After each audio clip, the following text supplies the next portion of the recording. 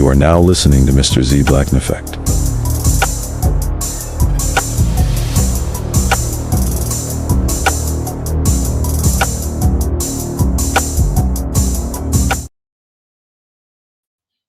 What's going on, y'all? What's going on? What's going on?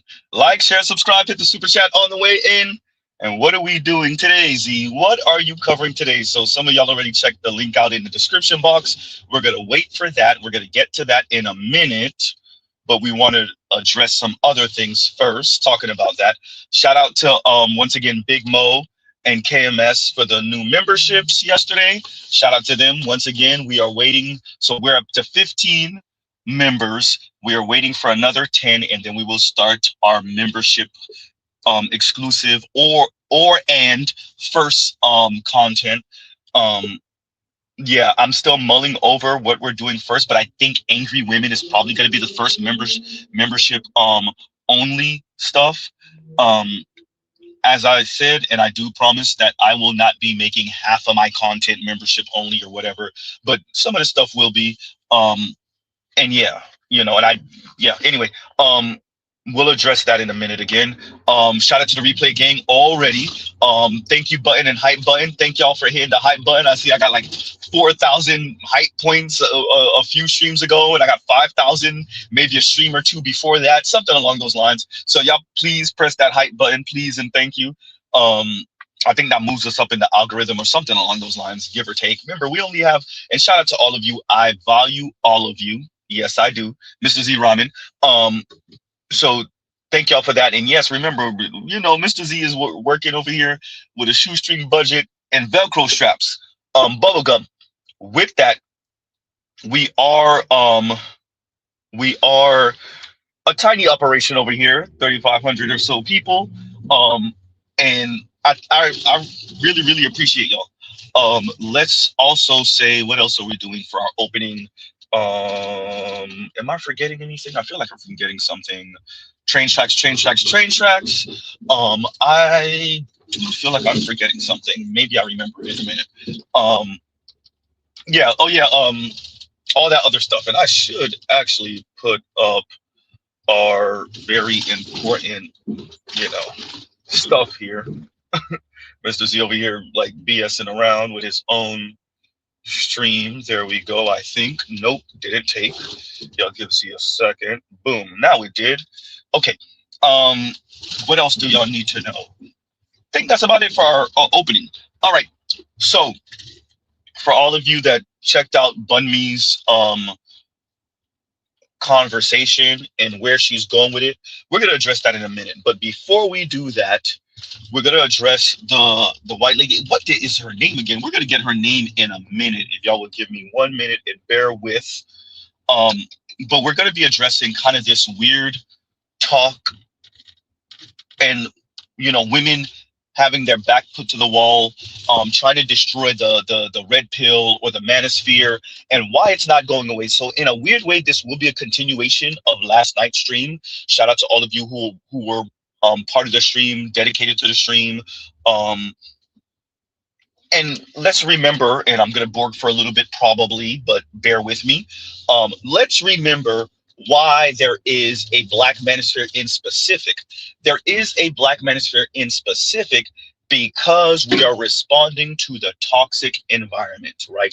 We are responding to the kind of externalities of feminism, right? The uncomfortable conversations that many don't want to have, the hypocrisy of the system and of many women and of some men, right? So we are responding to all of that stuff.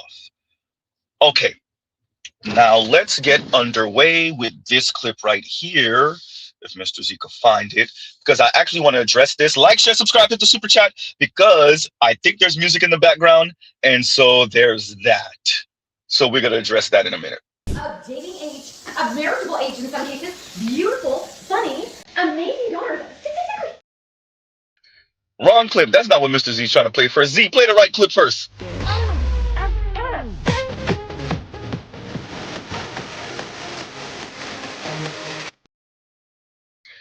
Okay, so I had to end that because of the music, but we will be showing y'all what she had as caption, because Mr. Z came a bit prepared today. If this would load up, that would be great.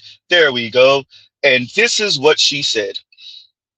This is my application for everyone to join me on the mission to crush the red pill manosphere, as we now almost have more followers than that clavicular guy, right? So clavicular, I think he's a 19, 20-year-old, maybe he's 21. I think he's like 19 years old. Kind of, one of these looks maxer guys. White dude, then did meth so he could like shrink his cheeks and all this type of stuff. Hits himself in the face with like a hammer to kind of not hard obviously, but like hits himself in the face with a hammer to kind of chisel up his face. All type of crazy stuff he's done. And he's just a looks maxer white dude, racist as hell, because like which one of those what does Coach Greg Adams call them, Clanister guys aren't racist. Shout out to Myron and all you other lame ass Negroes. I know Myron is Eastern, oh, Mr. Z was about to say Eastern European. He wish. Eastern African, and they don't really consider themselves black, but the white people over here consider them black. So there's that. With his Arab ass nose. Anyway, yeah, so I want to say this to this young lady, and we're gonna get her name in a minute. I want to say this to her.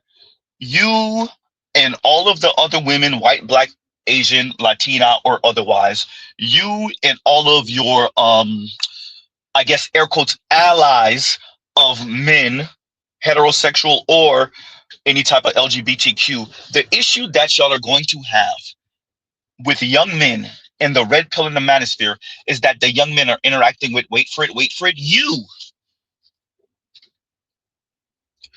The issue that y'all have is that the women are the ones who are red pilling the men.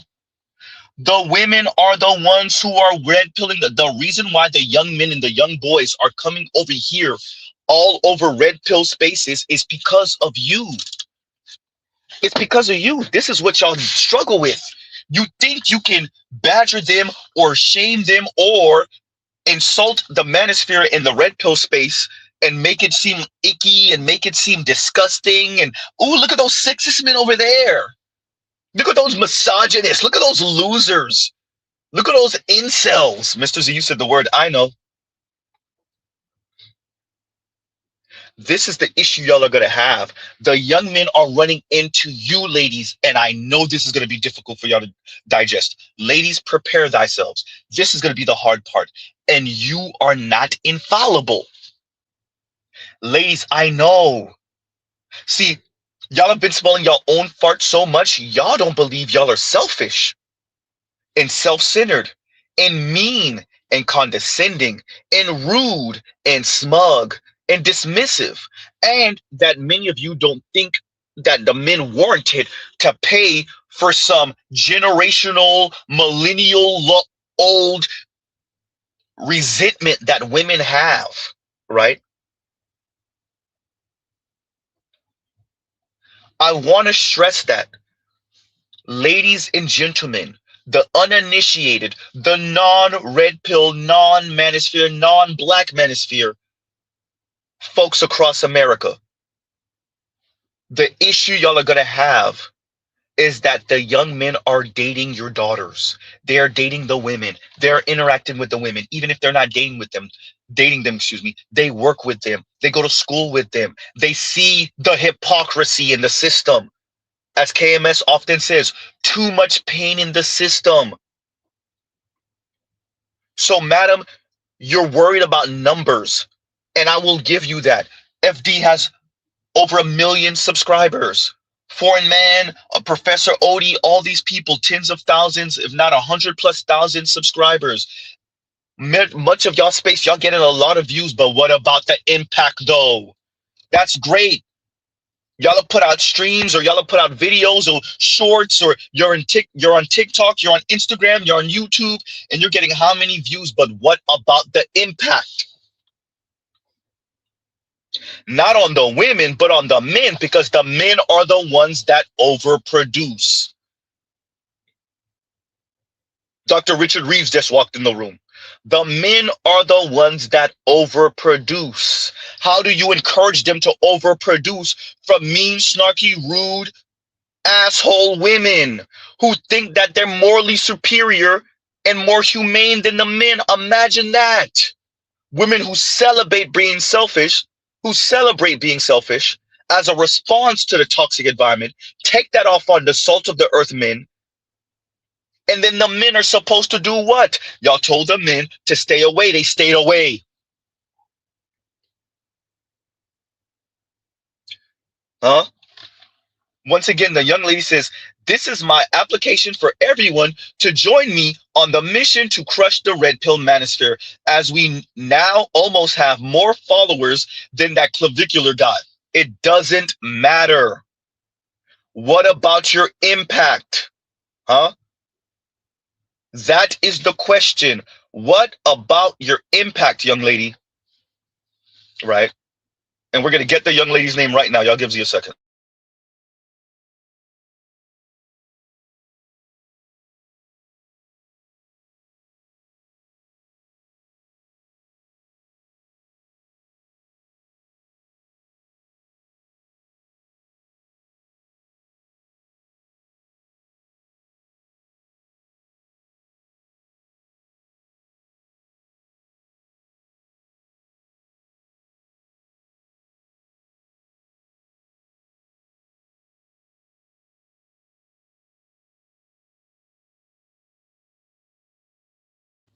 Okay, we're back, everyone. My apologies for the silence, but the young lady's name is Hope You Find Your Dad on YouTube.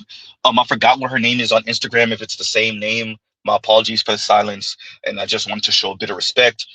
With that, the problem that we have, once again, is that she is woefully either ignorant, she's playing ignorant. Madam, men were always going to need a space. Men were always going to need a space to talk about toxic, sexist women, women that hurt them, harm them, the toxic environment, the hypocrisy, especially working class men, salt of the earth, everyday men were always going to need a space. Huh? Let's play the video again.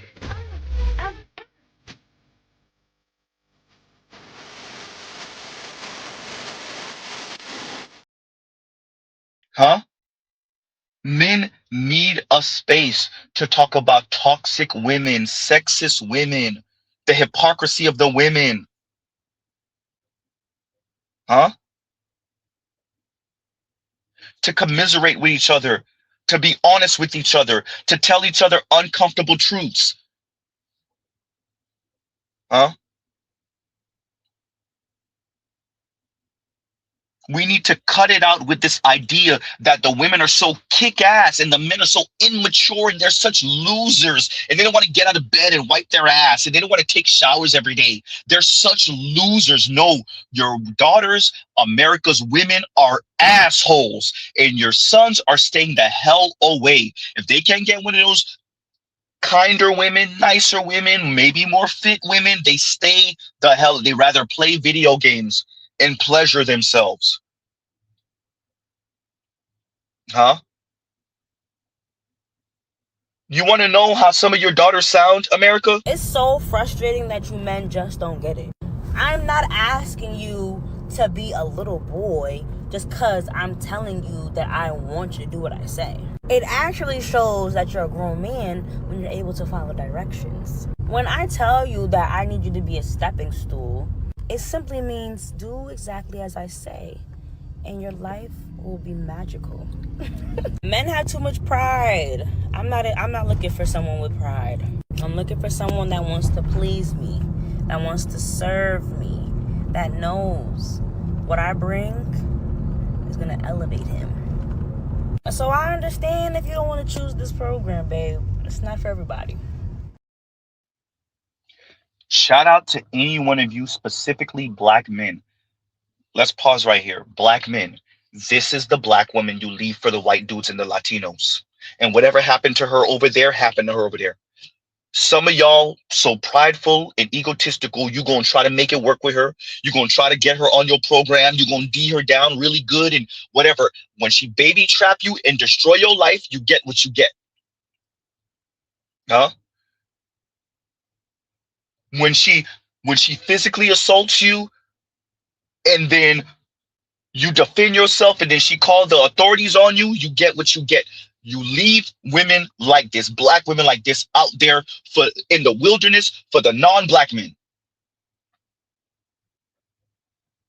What I appreciate about this young lady is that she said it.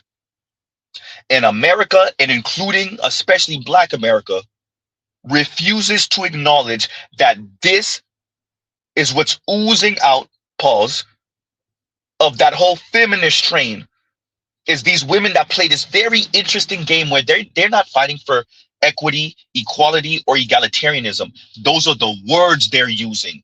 But what they're really looking for is female dominance. And what they want the system to do is break the men for them. And they're going to call that egalitarian, equity, equality. Huh?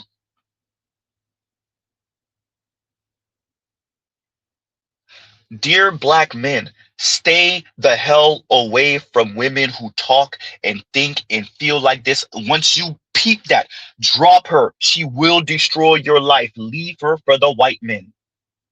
Leave her for the Latinos. Leave her for a Arab or Asian, whoever that's not black. You gonna go in there with your egotistical ass and try to change things, and she will destroy your life. Huh? This is the part of the conversation I put money that Manosphere documentary did not address. That Netflix Manosphere documentary. We always start the conversation with men, your everyday man's response to the toxic environment, to the sexist women. We never show the sexist women. We never frame them correctly. No, she's just trolling. You have to. She's just giving the men the same energy they give her. Okay. Well, she's just one of a million women. Huh?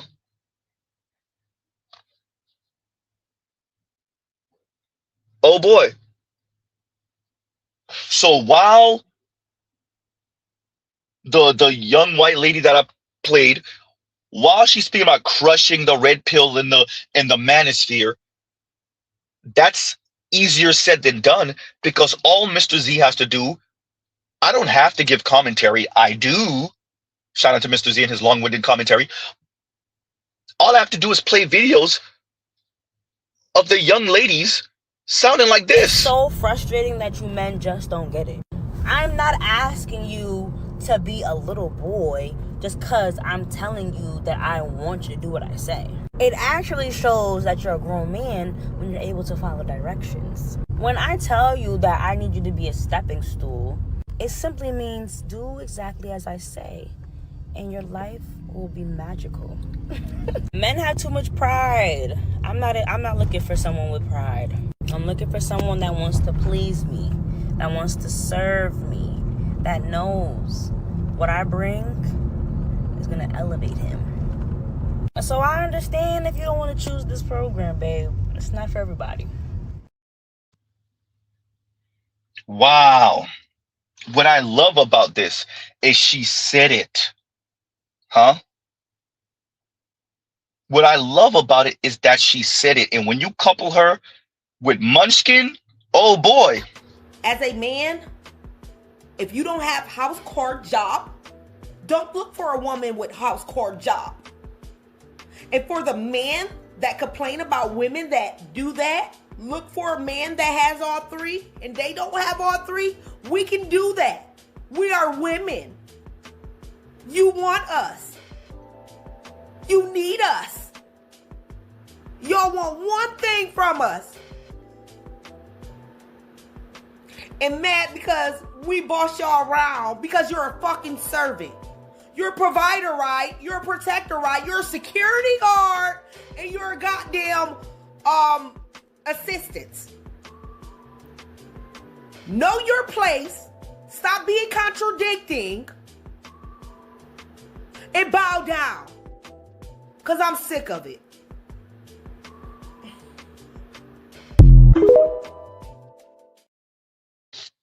You couple her with Medusa. Oh boy, who's Medusa, Z? What if black women were supposed to be the leaders and black men are just supposed to protect with their muscles and use their listening ears and carry out instructions? See, so to the young lady, it sounds good what you're saying. It sounds good, but appreciate that the young men are watching these videos and they're interacting with women IRL in real life who think like this, talk like this, move like this. The sexist, misandrous drivel. And it's not just words, they're acting this out both in relationship, intimate partnership, and in work and in school, in many different environments. Men, young men and boys are running into women and girls who are misandrous. You're not going to get rid of the red pill. You're not going to get rid of the manosphere because the women are the ones who red pilled the men. The women are the ones who red pilled the men. Good luck. And for those of you who just got in, who are wondering what Mr. Z is responding to, it's this young lady right here who says, "This is my application for everyone to join me on the mission to crush the red pill manosphere, as we now almost have more followers than that clavicular guy." Right? And it sounds good and it might sound empowering, right? The jihad that she's waging. But I would argue the reason why it's going to fail, why it will fail, is because women like her are the ones who red pill the men. Huh? Women like her. It's videos like this. So if you're making $50,000, don't date. What? I'm just being for real. You're not ready to date. Again, I'm with you. When You're not ready to date. You're not ready to date because courtship costs. Okay. Everything costs. You can go for 22 walks in the park. Eventually, shorty is gonna need a sip of something. She gonna be thirsty. This bottle of water is $3 in Atlanta. Let's not play. So if you don't have any expendable cash, don't date. And whatever that looks like for you, you might only make 50,000, but you live in a shoe, and now you got expendable cash. Or get you a bottom of the barrel bitch that's gonna date you when you have no money. If she doesn't have that expectation, and I'm gonna tell you this right now, enjoy it while it lasts because eventually you're gonna want to run because she doesn't stretch you. She doesn't make you the man that you need to become. She allows you to be this stagnant dude in the same jeans for days. You know what I'm saying? Be cutting up. Huh? Once again, it's the women. And so hope you find your daddy. That's the name of the young white lady. That's what's going to be the most difficult thing for y'all to overcome. Other women's behavior, other women's misbehavior, other women's sexism, other women's misandry. And by the way, you can't like pseudo like Jedi mind trick the men into not seeing what they saw, like don't believe your lying eyes, or get them to reinterpret women's sexism like, no, she's just responding to the toxic environment and capitalism and patriarchy. Madam, it's not going to work. Now, I want you to try so you can see it's not going to work. Shout out to millennial women, shout out to Xer women, shout out to boomer women who tried to pull it and failed. Huh? So, young lady, I want you to try. The biggest obstacle you're going to have in destroying the red pill and manosphere space is women's misbehavior, sexism, misandry, their general smug, dismissive, mean, snarky, rude demeanor towards men, young men, boys, because in their mind, it's payback time. Mr. Z Ryman. In their mind, it's payback time for ages, for millennia of men's patriarchy and sexism. Good luck on that. Good luck on that. Oh, I know. If we start telling the young boys that these weird old men are on the internet and they're just gonna take money from you and they're gonna get you to hate women, and if we just tell them that when they're 5 and 7 and 10 and 12, by the time they start hitting puberty, they'll see these and be like, ew, I don't want to be like him. Good luck. Good luck doing that after his first heartbreak. Good luck doing that after his first foodie call, after his first foodie call situation. Good luck. Good luck after he finds his girl cheating on him. Good luck. Good luck after he's physically assaulted by a girl or a woman. Good luck. Huh? Good luck after he sees that the teachers are playing favoritism with the girls in the class. Good luck. Huh? Good luck after he realizes his mom was the reason for the divorce. His mom destroyed the family. His mom was hiding money from his dad. His mom might have been cheating on his dad. Good luck when he is young and he's privy to the female council, the female circle, and his mom's kitchen or his aunt's kitchen, his mom's friend, the mom's girlfriend's kitchen or living room. Good luck. Huh? That little war council of women. Yeah, he was in the other room, but he could hear the conversation. Good luck. Y'all think y'all just gonna disband the manosphere and the red pill space after boys and men are raised by their mothers and they know the ins and outs and they know the sneaky stuff and they know where the bodies are buried. Good luck with that when he realizes his dad isn't his biological dad. Ooh, see? Good luck. Right? Good luck. Wow. Good luck. So that's what Mr. Z is responding to this young lady. We're going to put that caption up again, right? That is the sexism of the matter.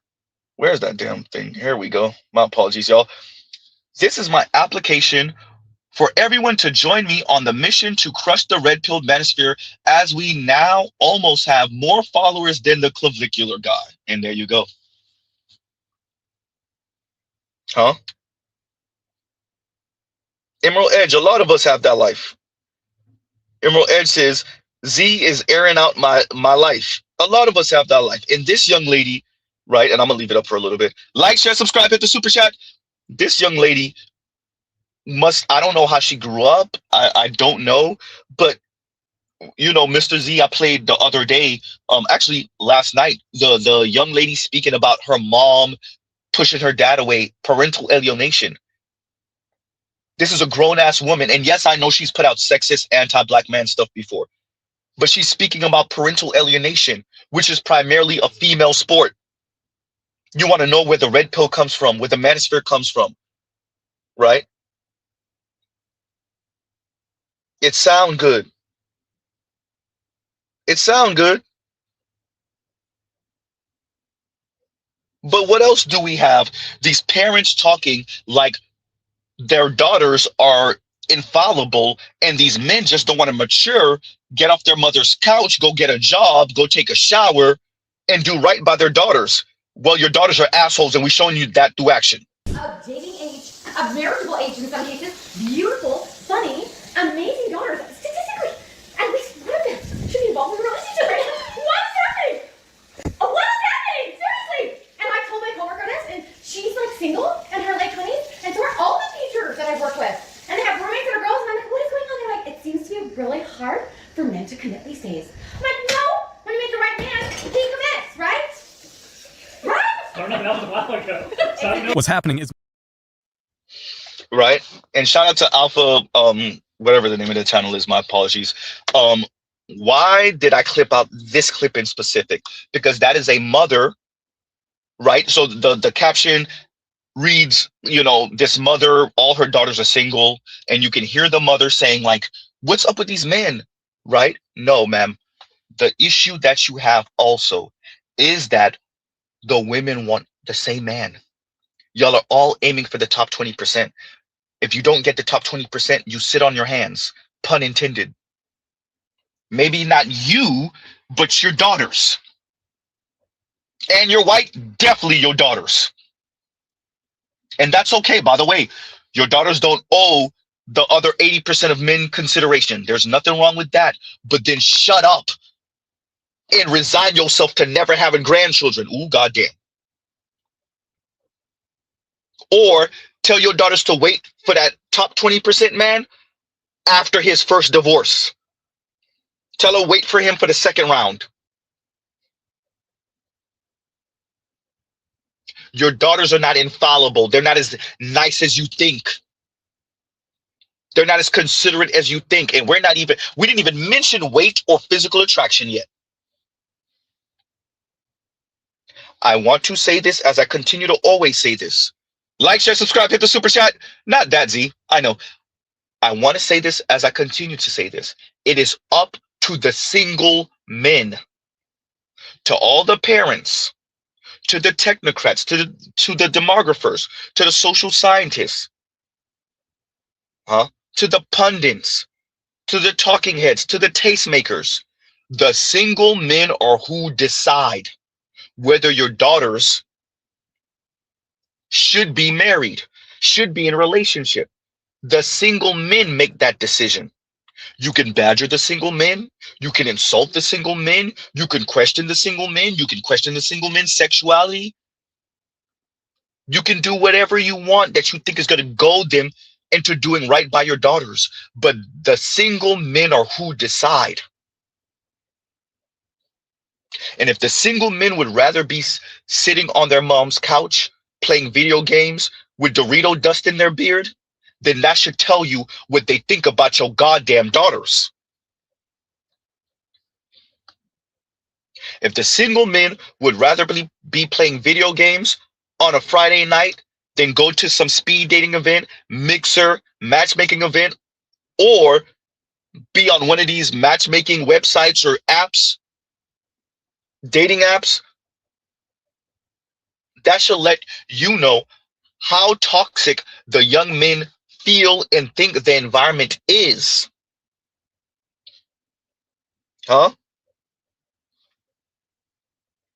So you can think your daughters are kick-ass as much as you want. Clearly, the young men do not agree through their action. And it won't be all young men, but it'll be the majority, the vast majority.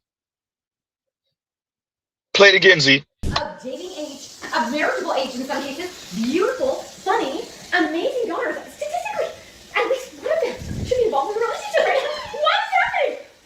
What is happening? Seriously. And I told my... And then on the caption, it says, can you tell my mom is mildly concerned that all of her daughters are single, including me? Play it again, Z. Of dating age, of marriageable age in some cases, beautiful, funny, amazing daughters. Statistically, at least one of them should be involved in a relationship right now. What is happening?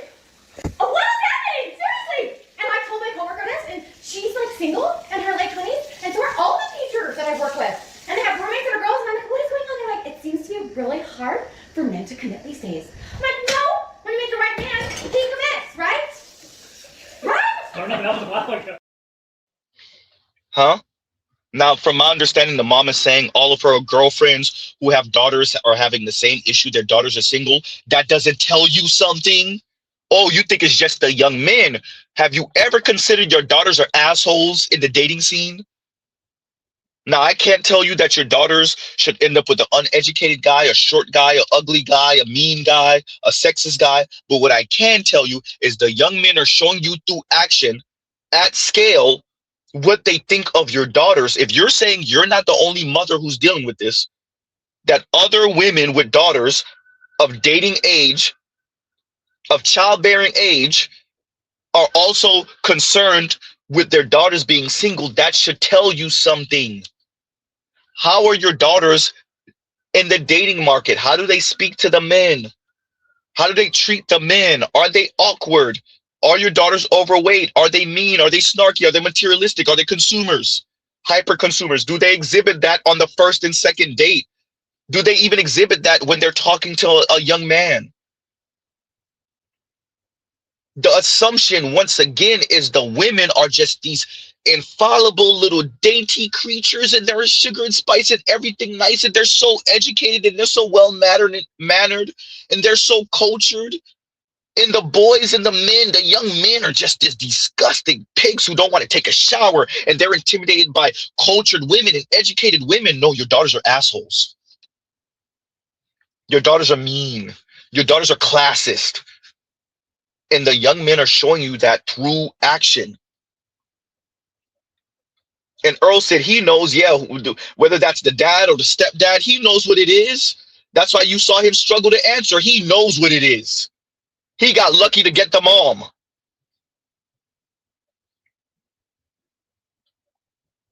Huh? He probably buying her now. We don't know. She might make more. You never know. He know what it is. Huh? So to the mother, I say this. Look, once again, it is not up to you. It is up to the single young men. It is up to the single men and the single young men in specific. And if you see this at scale, if you're saying you and your co-workers or girlfriends see so many of your daughters, your kick-ass daughters, we don't know what schools they went to, but let's say they went to a really good and notable state school, or they went to one of the Ivies or near Ivies, and so many of them are single. Well, shrugs. The women don't owe the men being kind, being considerate, huh? Being understanding, right? The women don't owe the men that. But the men, the young men also don't owe the women consideration. This is not sustainable, by the way. Mr. Z is not advocating for this. I am saying this is the environment, and it's understandable. This is the environment, and it is understandable. The women are far too antagonistic. They're far too mean. They're far too snarky. They're far too consumerist. They're far too materialistic.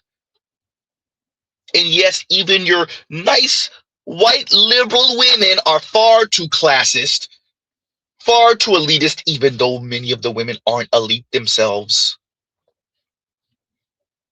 Not saying anything about this lady's daughters, right? But the women in general, white women in specific, white women of a certain class, would it look like her daughters are? Yeah, no, they're going to end up with the top 20% Brad, or they don't get nothing, or they just stay spending their 20s being single, or ending up with a situation here, a little boyfriend for a year or two there, a little another situation there. They spend their rest of their 20s in that situation. Then they spend the early part of their 30s in that situation, maybe even mid 30s. Maybe they finally get married and drop a baby in their late 30s, early 40s, Hail Mary situation. And that is the environment that many of you aren't trying to terraform in a way that is positive for women writ large, men specifically, for young couples to garner and to foster young couples coupling up, young people coupling up. And so we're here now.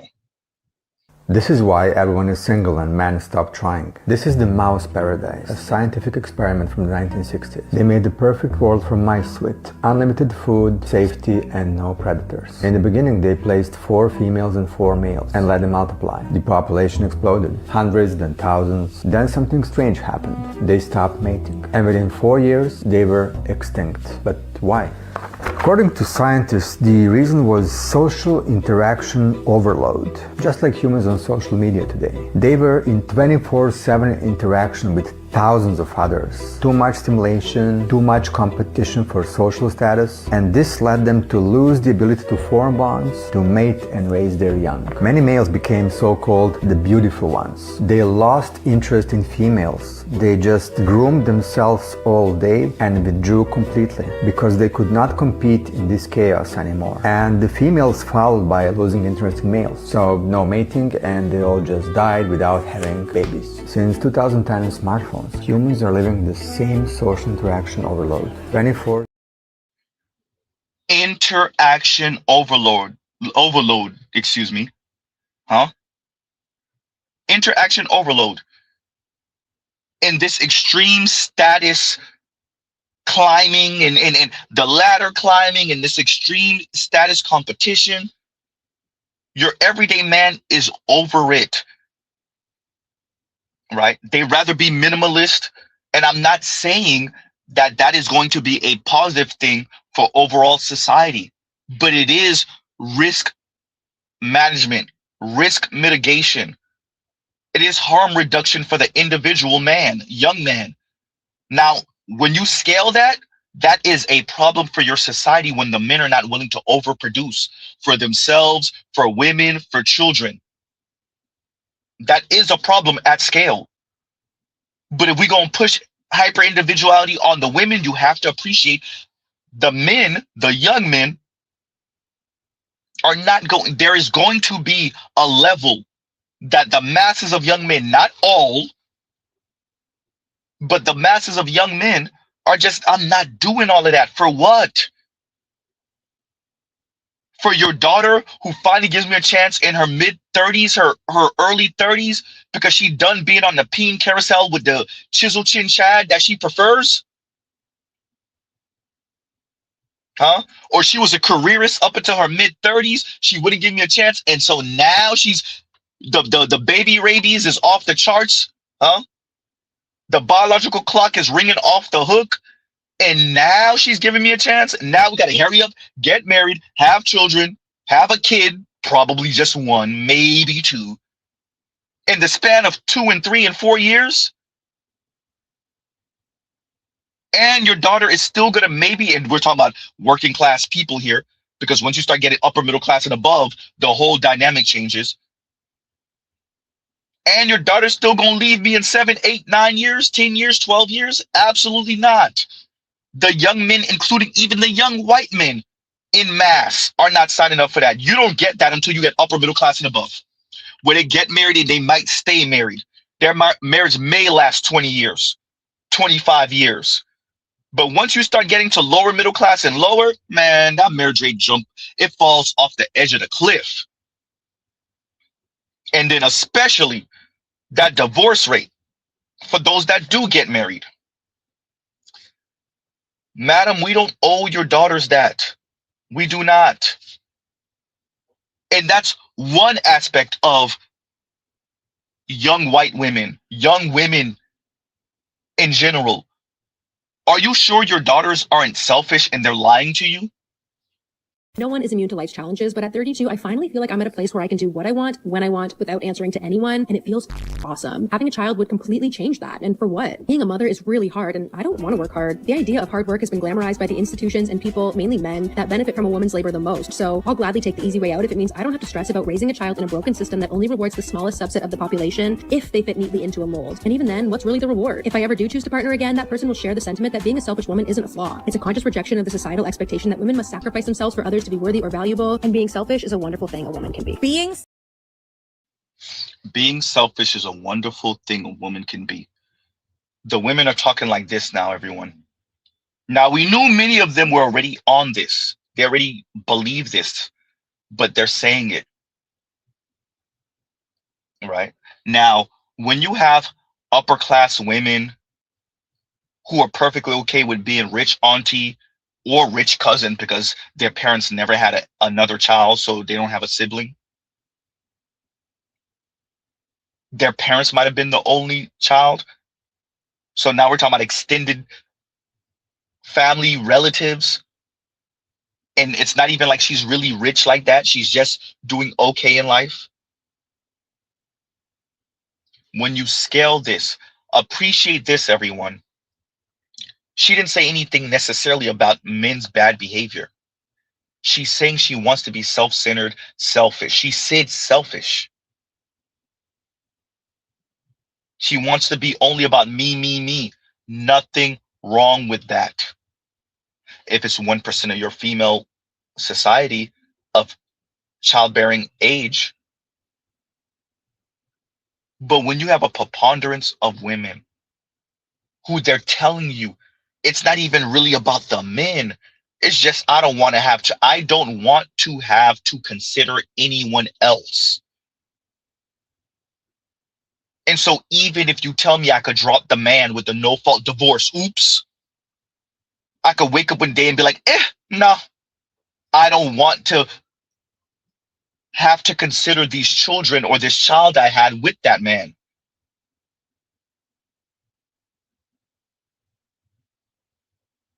The women are celebrating their independence, and there's nothing wrong with that until you scale it. Until you scale it. Huh? When you scale this, that's when you have a major issue. She is telling you, I want to be self-centered. I want to be selfish. I don't want to consider anyone else.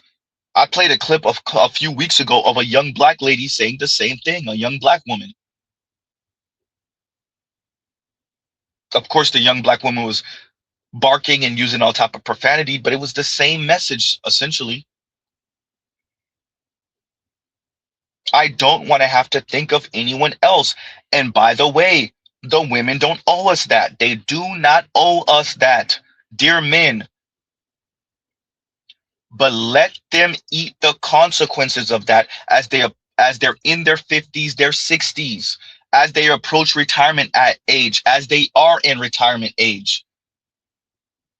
Mr. Z already gave you all the prediction. As they start getting into their mid 50s and they start going to their financial advisors, early 50s, mid 50s, they're 10 years away from retirement, 15 years away from retirement, 7 years away from a retirement for the late bloomers, the people that don't get it, 5 years away from retirement.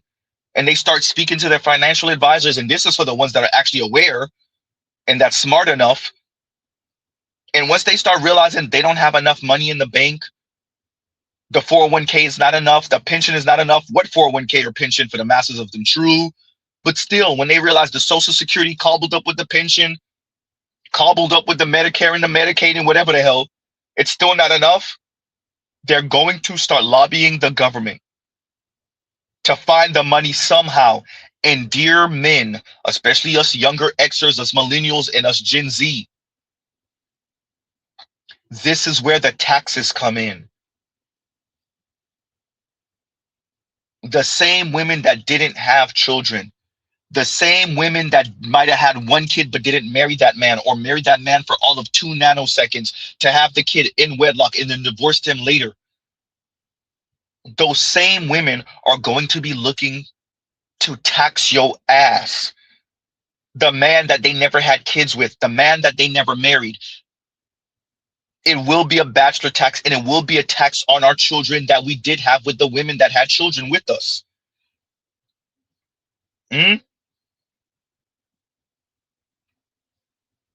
Oh man.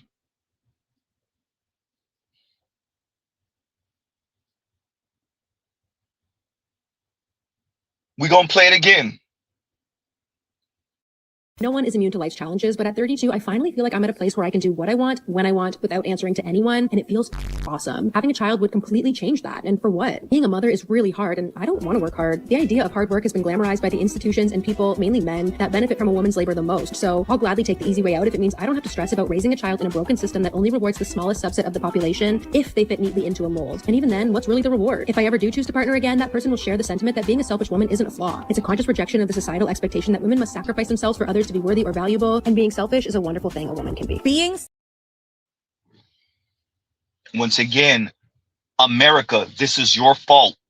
To the white technocrats, this is your fault.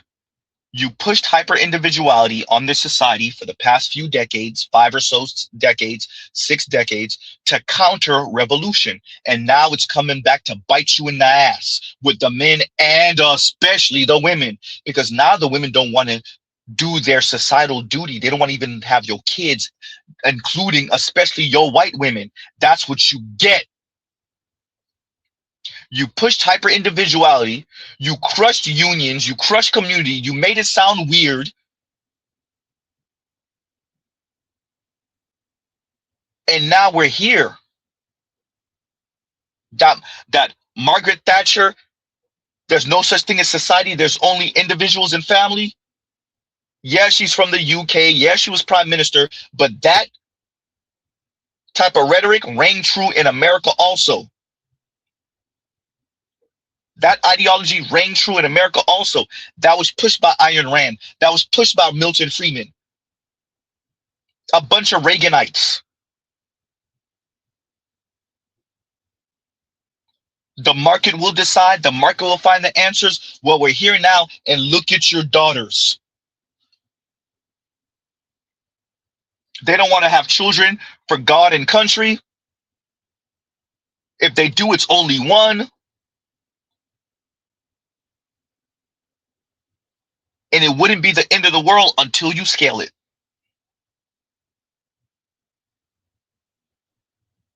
Huh? And so she's speaking and she make it sound so good. Huh? She make it sound so good. And the women, for many young women, this is catnip to their ears. And well, we're here now. Huh?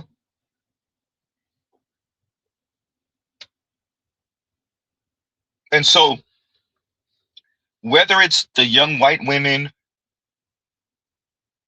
speaking about how selfishness is a great thing when exhibited by women, or whether it's a mother, white mother, speaking about how these men, that what's going on, like all these kick-ass women and they're doing so great and these men just don't recognize, right? The mad rapper.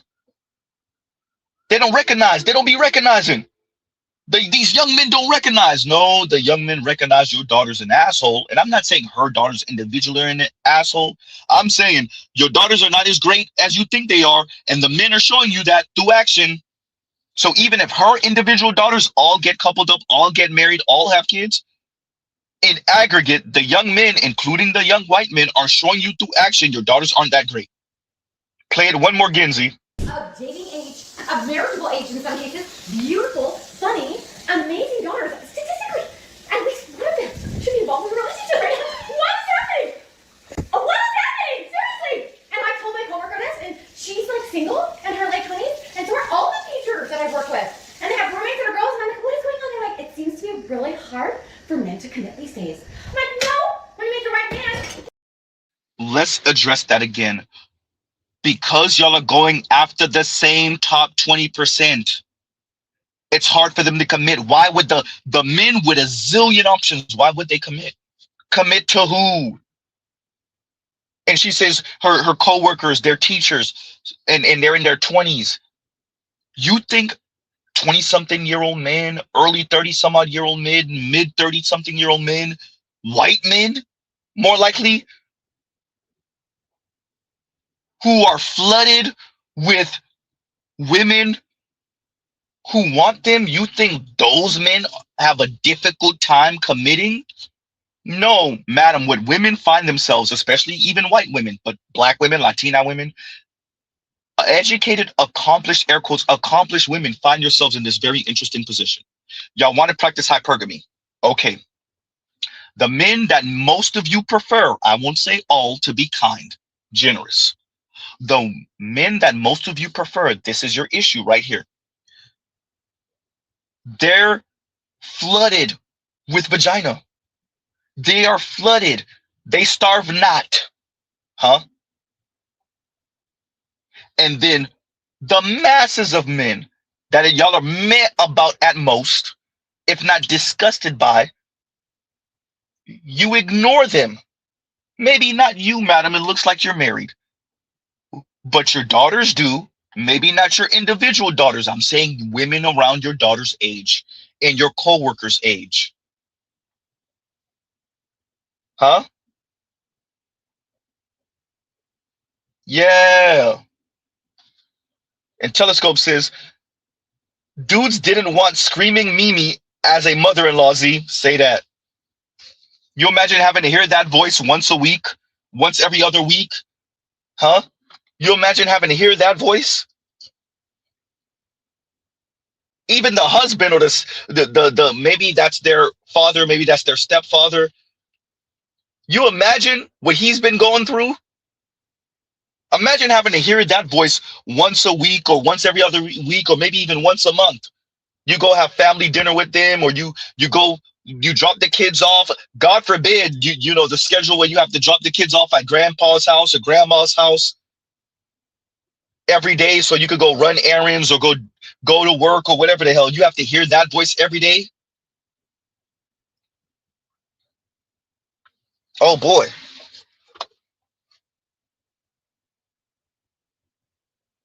Yeah. So when Mr. Z and BGS, definitely BGS, says leave them on the lot, return them to the manufacturer, what it looks like is that these young white men are saying bet. They're saying, Z, you right. BGS, you're right. Leave them on the lot, return them to the manufacturer. These young men are, without even hearing BGS say it, without hearing Mr. Z say it, they're actually engaging in that. As I said before, it is not the manosphere, black manosphere, the red pill. It is your daughter's actions and behavior that are red pilling the young men, the men. What's going on, Tunnel Runner? Yeah.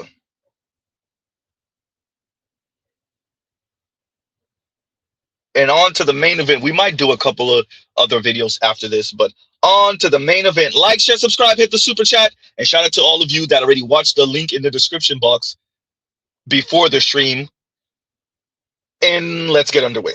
You got to be careful because it's a lot of men that's, yes, he's a provider, but he might not be a family man. You're dealing with a hustler. Right. Chances are emotional availability will be lacking in that area. Yes. I have to stop calling men with money providers. It's not provision. A man with resources is a man with resources. Resources are a tool of provision, but not provision itself. Provision is the full spectrum of presence. If you cannot be present in someone's life, then you cannot be a provider. Provision is consistency, care, emotional support, and safety. Provision is emotional availability, which y'all hate. Provision is protection of peace, yours and mine. That's what it means to be a provider. Y'all always bitching about finances, where a woman really can take care of herself financially. Capitalism got y'all so beat over the head. Some of you are not even reaching adult male maturation. You would know that this is the full spectrum of being a man. For the rest of you, so physically and mentally drained from the pursuit of capitalistic goals and ideas, you don't have the energy to be that type of presence in a woman's life.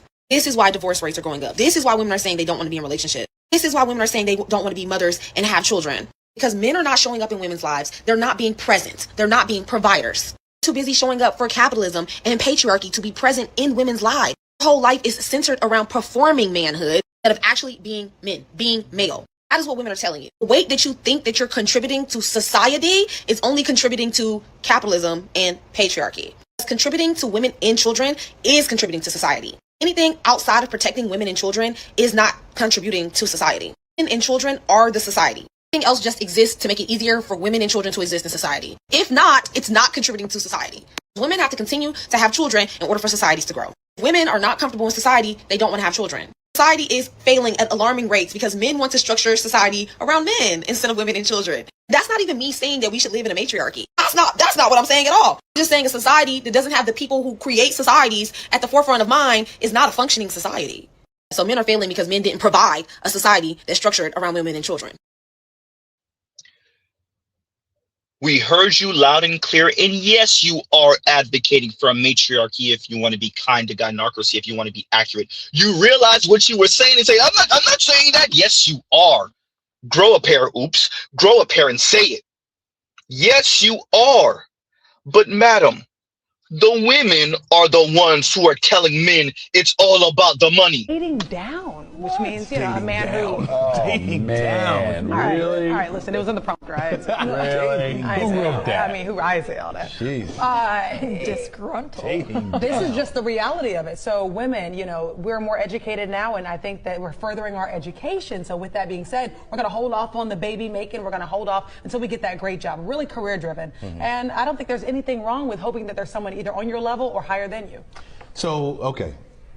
Go ahead, love doctor. All right. So before, right, it was okay when the man made more money to be the one to buy everything, to do, treat you and all this other kind of stuff. And now that you make more money, you can't be that one.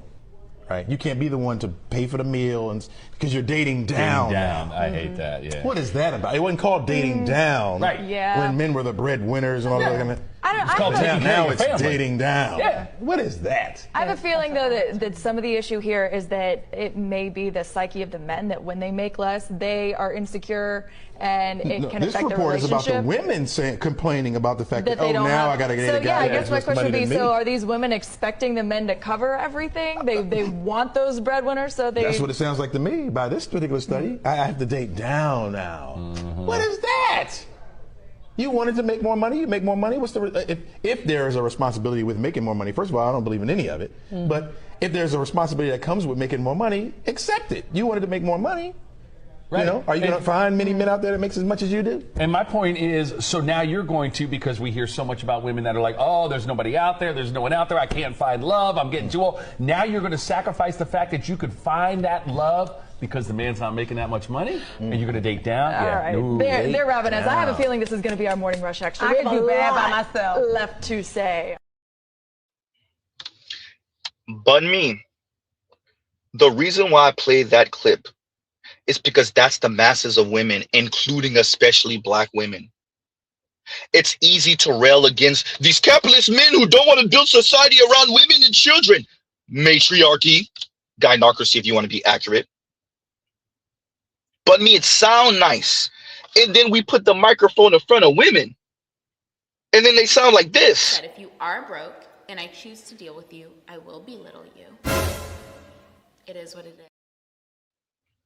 Huh? But me, that's how the women sound when we put the microphone in front of them. I'm making this as a PSA to any man that ever thought he had a chance with me or any man that wants a chance with me. If you like 50-50, stay where you're at, baby, because this mouth is only going to get more egregious. I promise you that. I'm paying these big bills and you think I'm not about to be talking to you out the side of my mouth? Watch this. Watch this. Bun me, it's the women speaking like this. The only time having a boyfriend is worth it is when he is able to fully support you and pay all your bills. I said it, and I'll say it again. The only time a man who is your boyfriend, he's not your husband, if you're gonna be a girlfriend to someone, he needs to be paying all your bills. Otherwise, why is he there? What is it? Huh? Bun me. That is women, black women in specific, talking like that. What if black women were supposed to be the leaders and black men are just supposed to protect with their muscles and use their listening ears and carry out instructions? By the way, Bun me, that is what you said. No, I didn't, Z. That is how it hit men's ears. Uh-oh. It sound good. Women can provide for themselves. Oh, really now? Black and Latina women who never marry are the least wealthy in the U.S. Tell me more about these women providing for themselves now. Tell me more. A disproportionate number of black women are kinless as they age. Advocates say they deserve a social safety net too. Bun me, tell me more about these black women who could provide for themselves. Huh? Yeah, where, Bun me? Where's that? This careless and quite frankly crass attitude that black women in general have about being the most single and the most overweight is, in my opinion, more alarming than the stats themselves. Who gives a F? You should give an F. And I'm going to give you one reason why, among many, which I will be reporting on shortly. One big reason has to do with money and the life that will go on as you age. Black women, single, college educated, at age 60 and older, carry a median wealth of $11,000. In contrast to black married women, $424,000. White unmarried women, $384,000. That's how the stats are laid out, y'all. So what does this mean? Simply put, it means you will age poor. You are not going to have any money. So the life that will go on is going to be rougher than you think, and more people are going to be crying than you'll admit. Bun me. The title of today's stream, like, share, subscribe, hit the super chat. The title of today's stream is Engaging in Half-Ahh Analysis.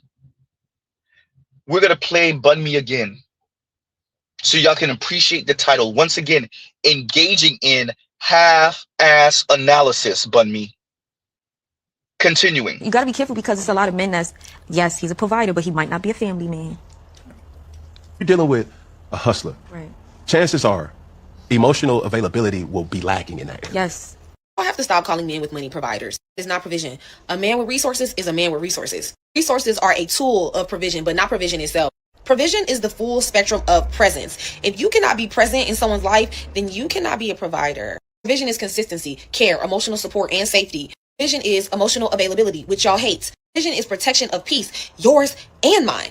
That's what it means to be a provider. Y'all always bitching about finances, where a woman really can take care of herself financially. Capitalism got y'all so beat over the head. Some of you are not even reaching adult male maturation. You would know that this is the full spectrum of being a man. For the rest of you, so physically and mentally drained from the pursuit of capitalistic goals and ideas, you don't have the energy to be that type of presence in a woman's life. This is why divorce rates are going up. This is why women are saying they don't want to be in a relationship. This is why women are saying... Let's pause right there. Divorce rates aren't actually going up, Bunmi. Divorce rates are at... As a matter of fact, we pretty much reached the plateau of divorce. You want to know why? Because it's the elites getting married. Ooh, well, damn. So if you're new to the channel, hi, I'm Alexander. Before YouTube, I spent 8 years researching, consulting, and teaching about the job market. My whole deal is basically understanding what's going on with young adults and money in the United States. And when you look into the data about wealth, you find that American millionaires live very different lives than finance bros would have you believe. According to even the most conservative surveys, American millionaires are nearly 3 times more educated than the general population, with over half of them having at least a master's degree. Not only that, but 70% of millionaires are not even entrepreneurs. They are employees who work for somebody else, but who manage to save money and make smart investments over several decades. And just to add insult to injury for the more red-pilly finance bros, 90% of American millionaires are married, with over 2/3 of them never getting a divorce. That means that the typical American millionaire is a highly educated employee who makes boring investments over the long term and who is... So not only do they have more money, more education, they're more likely to be married. Oh, and wait for it, stay married. Who files for like 70% of divorces again? Oh yeah, the women. Well, damn. And what's the number one reason for divorce again?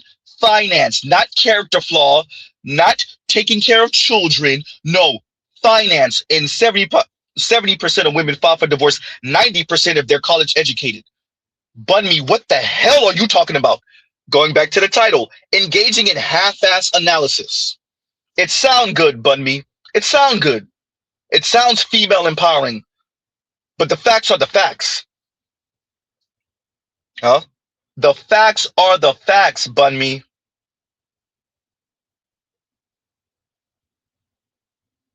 Women are not leaving because the men are not present. The men are not present. They're capitalist pursuits. And their manhood is tied up in capitalist pursuits. And they're not present for the children, and they're not practicing emotional labor, and they're not there for the women. No, the women are filing for divorce because that man don't got enough money for her. Half-ass analysis. Sound good. Sounds empowering. Factually inaccurate. Continuing. You got to be careful because it's a lot of men that's, yes, he's a provider, but he might not be a family man. You're dealing with a hustler. Right. Chances are emotional availability will be lacking in that area. Yes. I have to stop calling men with money providers. It's not provision. A man with resources is a man with resources. Resources are a tool of provision, but not provision itself. Provision is the full spectrum of presence. If you cannot be present in someone's life, then you cannot be a provider. Provision is consistency, care, emotional support, and safety. Provision is emotional availability, which y'all hate. Provision is protection of peace, yours and mine. That's what it means to be a provider. Y'all always bitching about finances, where a woman really can take care of herself financially. Capitalism got y'all so beat over the head. Some of you are not even reaching adult male maturation. You would know that this is the full... Adult male maturation by whose definition? Ooh. Adult male maturation by whose terms? Uh-oh. Are the women actually asking for and demanding, air quotes, adult male maturation, or they just asking for the money and then we'll figure everything else out later? Huh? Adult male maturation by whose definition, Bunmi? Oh, I forgot. For you who's advocating for the matriarchy, but not advocating. Women will define that. Okay. And the men said, oh, wait, they're staying on their mother's couch, or they're with a roommate and they're playing video games. They're pleasuring themselves. They're going to engage in their hobbies. That's what the young men said. Continuing. You got to be careful because it's a lot of men that's, yes, he's a provider, but he might not be a family man. You're dealing with a hustler. Right. Chances are emotional availability will be lacking in that area. Yes. I have to stop calling men with money providers. It's not provision. A man with resources is a man with resources. Resources are a tool of provision, but not provision itself. Provision is the full spectrum of presence. If you cannot be present in someone's life, then you cannot be a provider. Provision is consistency, care, emotional support, and safety. Provision is emotional availability, which y'all hate. Provision is protection of peace, yours and mine. That's what it means to be a provider. Y'all always bitching about finances, where a woman really can take care of herself financially.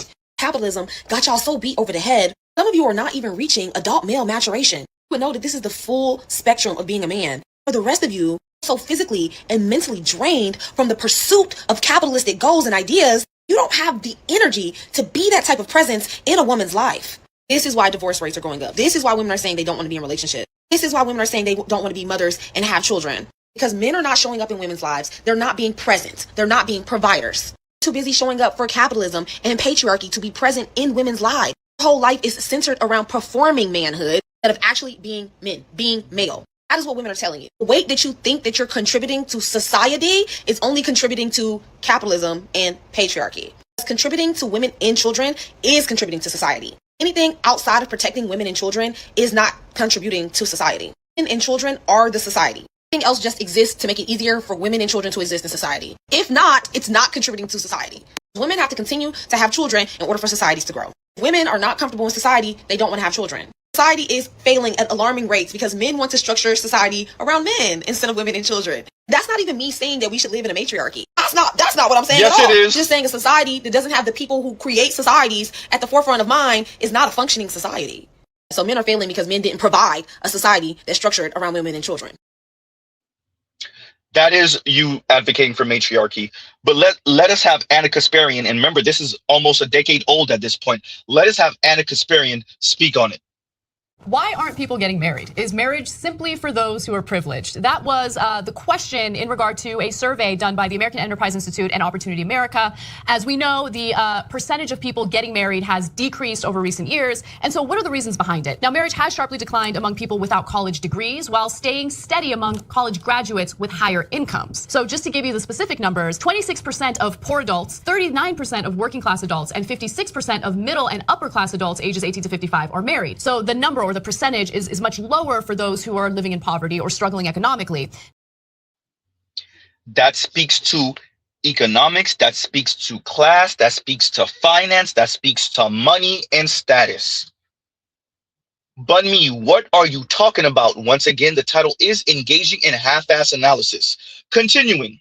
So if you're new to the channel, hi, I'm Alexander. Before YouTube, I spent 8 years researching, consulting, and teaching about the job market. My whole deal is basically understanding what's going on with young adults and money in the United States. And when you look into the data about wealth, you find that American millionaires live very different lives than finance bros would have you believe. According to even the most conservative surveys, American millionaires are nearly 3 times more educated than the general population, with over half of them having at least a master's degree. Not only that, but 70% of millionaires are not even entrepreneurs. They are employees who work for somebody else, but who manage to save money and make smart investments over several decades. And just to add insult to injury for the more red-pilly finance bros, 90% of American millionaires are married, with over 2/3 of them never getting a divorce.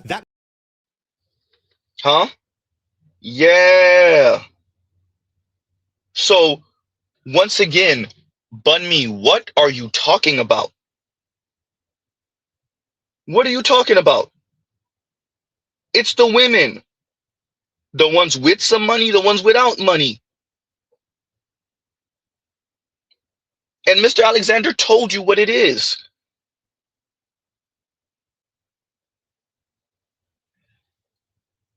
You're chastising the men, primarily black men, let's be honest. And yet the women are the ones saying, oh no, you better come with that check, or I could do battle by myself. And what is the average and median income in America?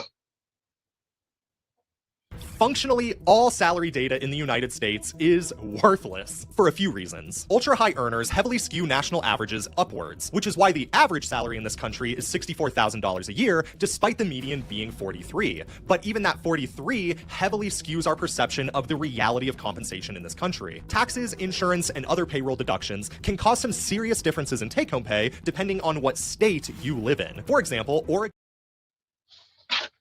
$43,000 a year median in a salary, right? Median salary, $64,000 average. Bun me, it's not the men, it's the women. And here you guys go, a chart of class, income, right? And this gives you an idea.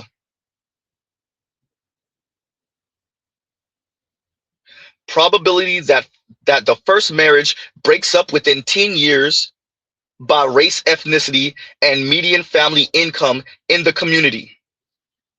And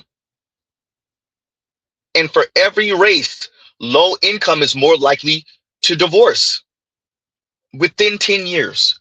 Bun me, 70% of divorces are filed by women. Let me say this. This has been a theme on Z's channel for a little while. Bun me, there is no making up for that with emotional intelligence. There is no making up for that with engaging in domestic labor around the home.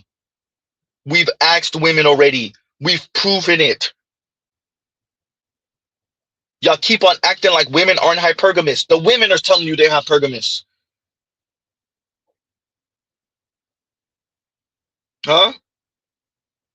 Wait, top tier. Your dick is not equal to my fucking pussies. Point blank period. His dick ain't equal to your fucking bills neither. God damn. Look, at the end of the day, I ain't Them fucking bills no got broke ass them nigga. bills got your name on it. They don't have his dick name on it.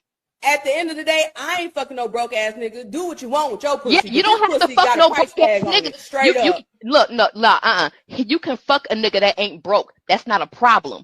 But just because he ain't paying your bills, don't mean he fucking broke. That mean it ain't his goddamn responsibility. Your bills got your name on it. It don't have his dick name on it. Okay, you're right. I land my plane. Bun me, it is easy and it is approved by this society to mock, make fun of, insult the men, the salt of the earth, everyday men, especially on the left with all of this. You do capitalism. You're essentially men, everyday men, salt of the earth men are the handmaidens of capitalism. That is what Bun me is saying. Okay, fine. But what Bun me just refuses to accept and acknowledge, or she'll make a little tacit admission of it on her YouTube page, is that the women are the greatest instigators for men to work themselves to death to provide for the women and the children. Bun me, the number one reason for divorce is the money. The women are filing for 70% of divorces. The higher up you go in income and class, the less likely she is to divorce the man. That's not a man problem. The women are not infallible in relationship to men. It is a female problem. It is a female sport. Divorce is largely a female sport. The initiation of divorce for money, not even for infidelity, is a female sport. Own it and accept it. You are engaging in half-ass analysis. Huh? Own it and accept it.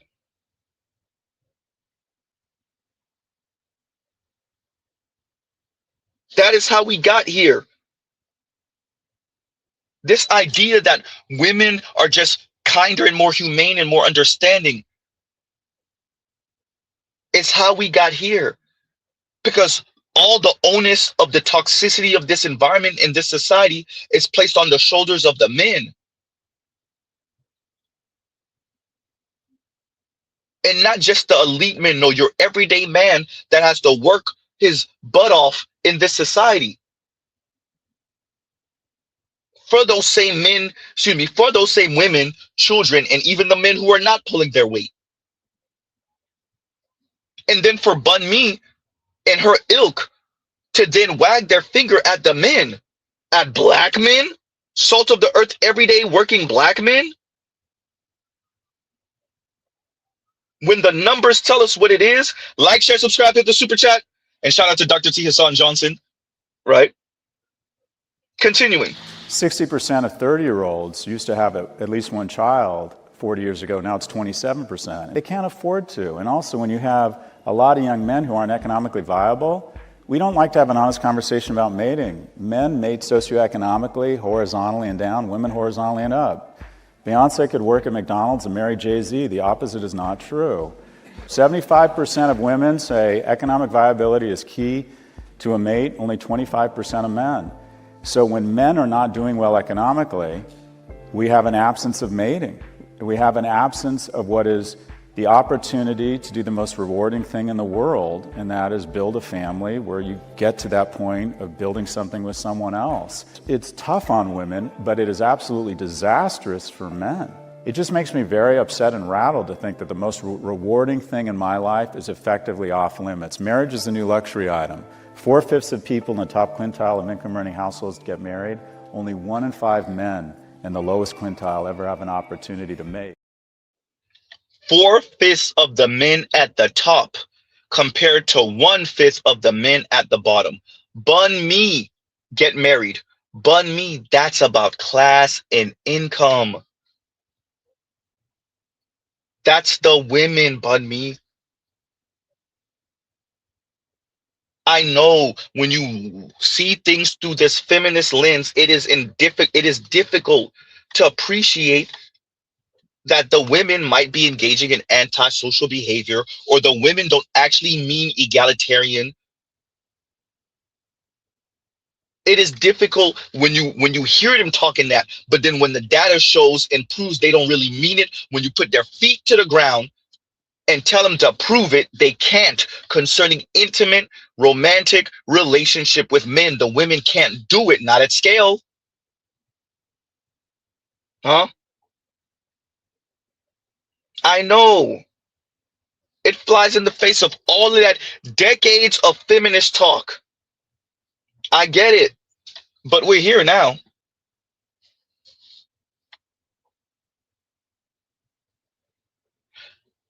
Bun Me, you have to accept that this is the women talking through action. The men are just moving accordingly. Huh? And it does cost the women, and the women do not earn enough. Because ain't nobody trying to be 60 and broke. I'm gonna keep it a buck. The data in this chart sucks, but there's hope.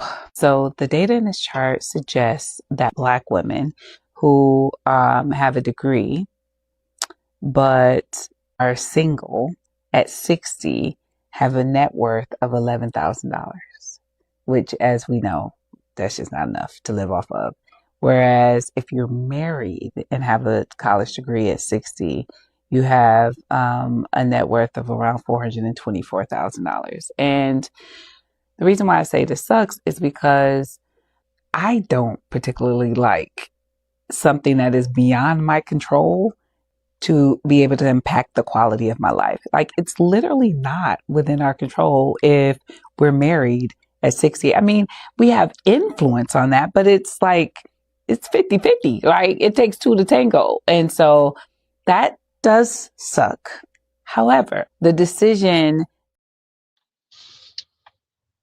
Bun Me, that's the facts. It sound good. The divorce rate, it continues to go up. No, actually, it's been pretty damn stagnant for about a decade. Because men got the memo. Even the women got the memo. This is going to hurt some people's feelings. Don't get married if you're working class. If you're working poor, definitely don't even think about it. The men got the memo. She will divorce your ass. It's going to be over the money, but she's going to talk about you left the toilet seat up one too many times. You're not helping the children out too, not enough. You're not around enough. When really it's the money. Huh?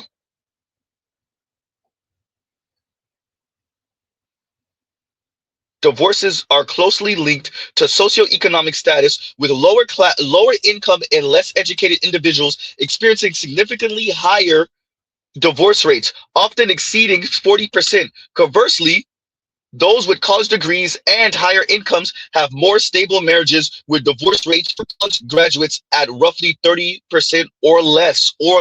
And the higher you go up in income and in education, the less likely you are to be divorced. Once again, who falls for the majority of divorces, everyone? Women. Not by 51-49%, more like 70-30%.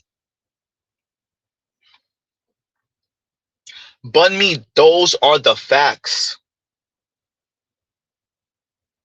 So you can attempt to use Cam Newton as the example. And by the way, he kind of sort of proved the point. The fact that he has how many kids from how many different women. And if he wants, he could still have how many kids from how many more different women. Those women, Chris Brown proves it. Usher proves it. Cam Newton proves it. Future proves it. 50 Cent proves it. Elon Musk proves it. You have a number of men. What's his name from Virgin Mobile and all that other stuff in the UK proves it.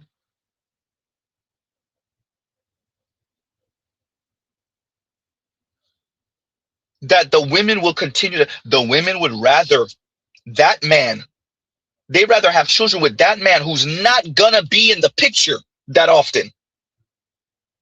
They would rather have children with that man than to end up with your average income earning man who will be in the picture. That is facts, Bun Me. So what you are selling and what you are saying sounds good. It is informed by female liberation and female autonomy and feminism and female empowerment. Yeah, that sounds good. But when women's feet are put to the ground to prove it, they cannot do it. How old are you? I'm 29. Are you single? Yes. Why are you single right now? Because the men are not enough rich to take care of me. So you're looking for a rich man? Yes. Yes, I want to be spoiled. Why does he have to be rich? Because I want to be spoiled. Because I make my own money and I need to be dominated. What else do y'all need to hear?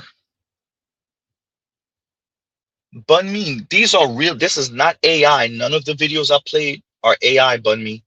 These are all women from all different walks of life, different backgrounds, including black women, telling you, I can't do it if you don't earn equal or more than me. Bun Me, that is women in their own voice saying it. I know it's difficult to accept. Bun Me, you're not gonna fix that with the man just being around and providers, not just the money, and the men are too obsessed with their income and with their tools of capitalism, essentially what you were saying. And I don't know how much I disagree with you on that. I'm saying the women want it, oops, and the men know.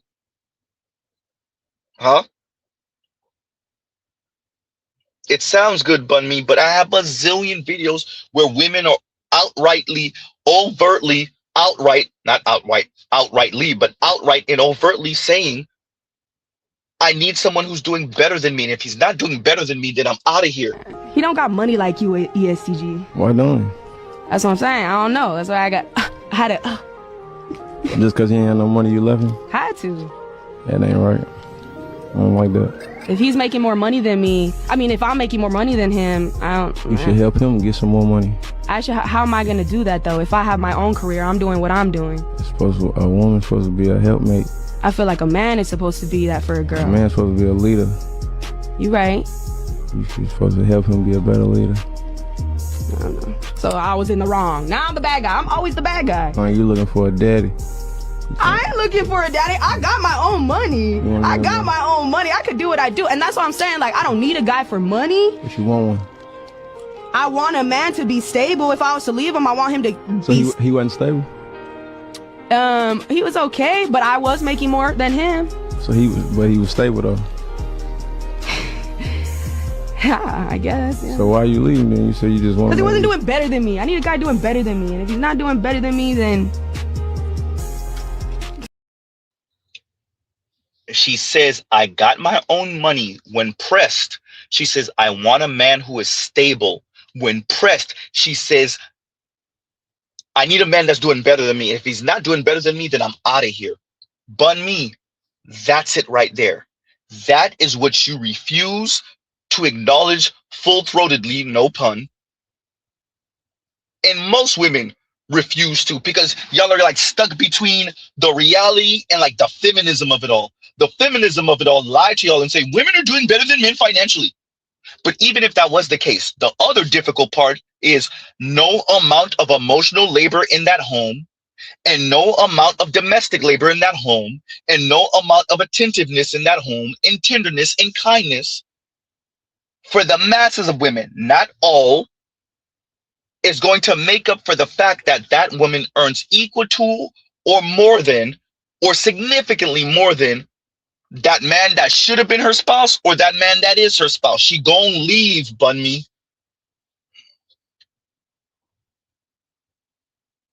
The women are saying it. So it sounds good to criticize Cam Newton and say he has the wrong view of these things. And other black men who aspire to be a Cam Newton or who watch this Cam Newton's show just have the wrong view of these things. But no, Bunmi, you are the one who have or who is engaging in half-ass analysis. The women are saying it. Continuing. Down, which means, you know, a man who... Dating down. Really? All right, listen, it was in the prompt, right? Really? Who wrote that? I mean, I say all that. Jeez. Disgruntled. This is just the reality of it. So women, you know, we're more educated now, and I think that we're furthering our education. So with that being said, we're going to hold off on the baby making. We're going to hold off until we get that great job. Really career driven. And I don't think there's anything wrong with hoping that there's someone either on your level or higher than you. So, okay. Go ahead, Love Doctor. All right. So before, right, it was okay when the man made more money to be the one to buy everything, to do, you know, treat you and all this other kind of stuff. And now that you make more money, you can't be that one, right? You can't be the one to pay for the meal and because you're dating down. I hate that. Yeah. What is that about? It wasn't called dating down. Right. Yeah. When men were the breadwinners and all that. It's called now it's dating down. Yeah. What is that? I have a feeling, though, that some of the issue here is that it may be the psyche of the men that when they make less, they are insecure and it can affect their relationship. This report is about the women complaining about the fact that they don't now have, I got to get a guy. So, yeah, I guess my question would be, so are these women expecting the men to cover everything? Let's address that. We've addressed it before. Let's address it this stream also. The data in the article speak to women, not men, having an issue with men who don't earn at a certain level. This is about women judging men by their finances. As you can see, the white women tried to spin it so that it can be about the men's insecurity about women earning more than them or women earning equal to them. No, this is about the women saying economically unattractive men are leading to a downturn in marriage. Did you hear that, Bunmi? This didn't say anything about emotional intelligence. Once again, when you have like a somewhat left-leaning view or extreme left-leaning view and you're a feminist, those lenses that you view the world through distort your perception of reality. It distorts it. So you can see this lady, she couldn't, right? It was the men that had to check her and point her in the right direction and say, no, this is not about men, because that's the conversation we love to have, both on the left and on the right, but especially on the political left. That's the conversation we love to have. That's the easy conversation. That's the comfortable conversation. It's the men are insecure. And when the men earn less, they don't want to say, you know what, I earn less, so let me be more of an asset in the home. That's not the problem. Huh? The problem is that the women are the ones saying, well, you don't earn enough. And there's nothing wrong with that until you scale it.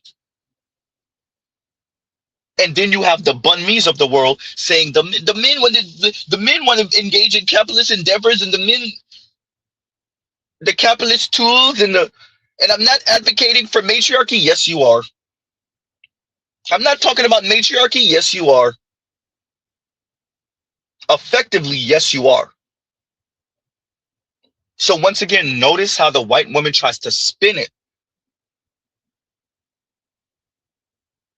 so that it is the men that are insecure about a successful, educated woman who earns enough to provide for herself. And it's not the women saying, now that I earn this, I need a man that earns more. Let's be very clear. Not equal to, they're saying equal or more. No, they want men that earn more. And there's nothing wrong with that until you scale it. For elite women, until you scale it. Continuing. Dating down, which means, you know, a man who... Dating down. Really? All right, listen, it was in the prompt, right? Really? Who wrote that? I mean, I say all that. Jeez. Disgruntled. This is just the reality of it. So women, you know, we're more educated now, and I think that we're furthering our education. So with that being said, we're going to hold off on the baby making. We're going to hold off until we get that great job, really career driven. And I don't think there's anything wrong with hoping that there's someone either on your level or higher than you. So, okay.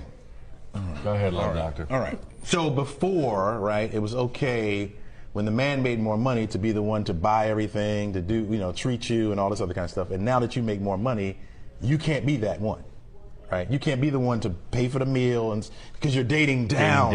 I hate that. Yeah. What is that about? It wasn't called dating down. Right. Yeah. When men were the breadwinners and all that. It's called now it's dating down. Yeah. What is that? I have a feeling, though, that some of the issue here is that it may be the psyche of the men that when they make less, they are insecure and it can affect their relationship. Women complaining about the fact that they don't now have, I got to get so, a guy. Yeah, I guess my question would be, so are these women expecting the men to cover everything? They now she's pretending like she don't get it. That's what it sounds like to me by this particular study. I have to date down now. What is that? You wanted to make more money. Look at her face. Look at the black woman's face. Responsibility with making more money. First of all, I don't believe in any of it. But if there's a responsibility that comes with making more money, accept it. You wanted to make more money. Right. You know, are you going to find many men out there that makes as much as you do? And my point is, so now you're going to, because we hear so much about women that are like, oh, there's nobody out there. Look at her face. Look at her face. Find love. I'm getting too old. Now you're going to sacrifice the fact that you could She's dying inside. Because the man's not making There you go, Bun Me. And you're going to date down? All right. Ooh, they're wrapping us. I have a feeling this is going to be our morning rush extra. I could do bad by myself. Left to say. I could do bad by myself. The black woman says at the end. Bun Me, that's the masses of women. That is the masses of women, Bun Me. Black, white, Latina, Asian, or otherwise. Until you address that, once again, engaging in half-ass analysis. This goes from that to everything we've covered today. Until y'all address that, you will continue to have the issues with young men that you have now. The young men are not budging. Huh? The young men are not budging, nor should they. So this goes from the video that I played of Bun Me to this caption right here. This is my application for everyone to join me on the mission to crush the red pill manosphere, as we almost have more followers than that clavicular guy. Good luck on that. I think her channel name was, again, Hope You Know Your Daddy or something like that. Good luck on that. And to Bun Me, good luck on your endeavors also. Huh?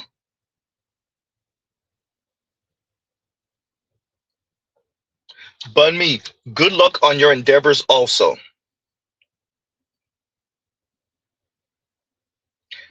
Once again, the men are responding to the environment. That includes the men are responding to the women and their hypocrisy and their sexism, and that they actually really want patriarchy by feminist specifications. And we already know what that looks like. Mr. Z spams the button. What does it look like, Z? What if black women were supposed to be the leaders and black men are just supposed to protect with their muscles and use their listening ears and carry out instructions?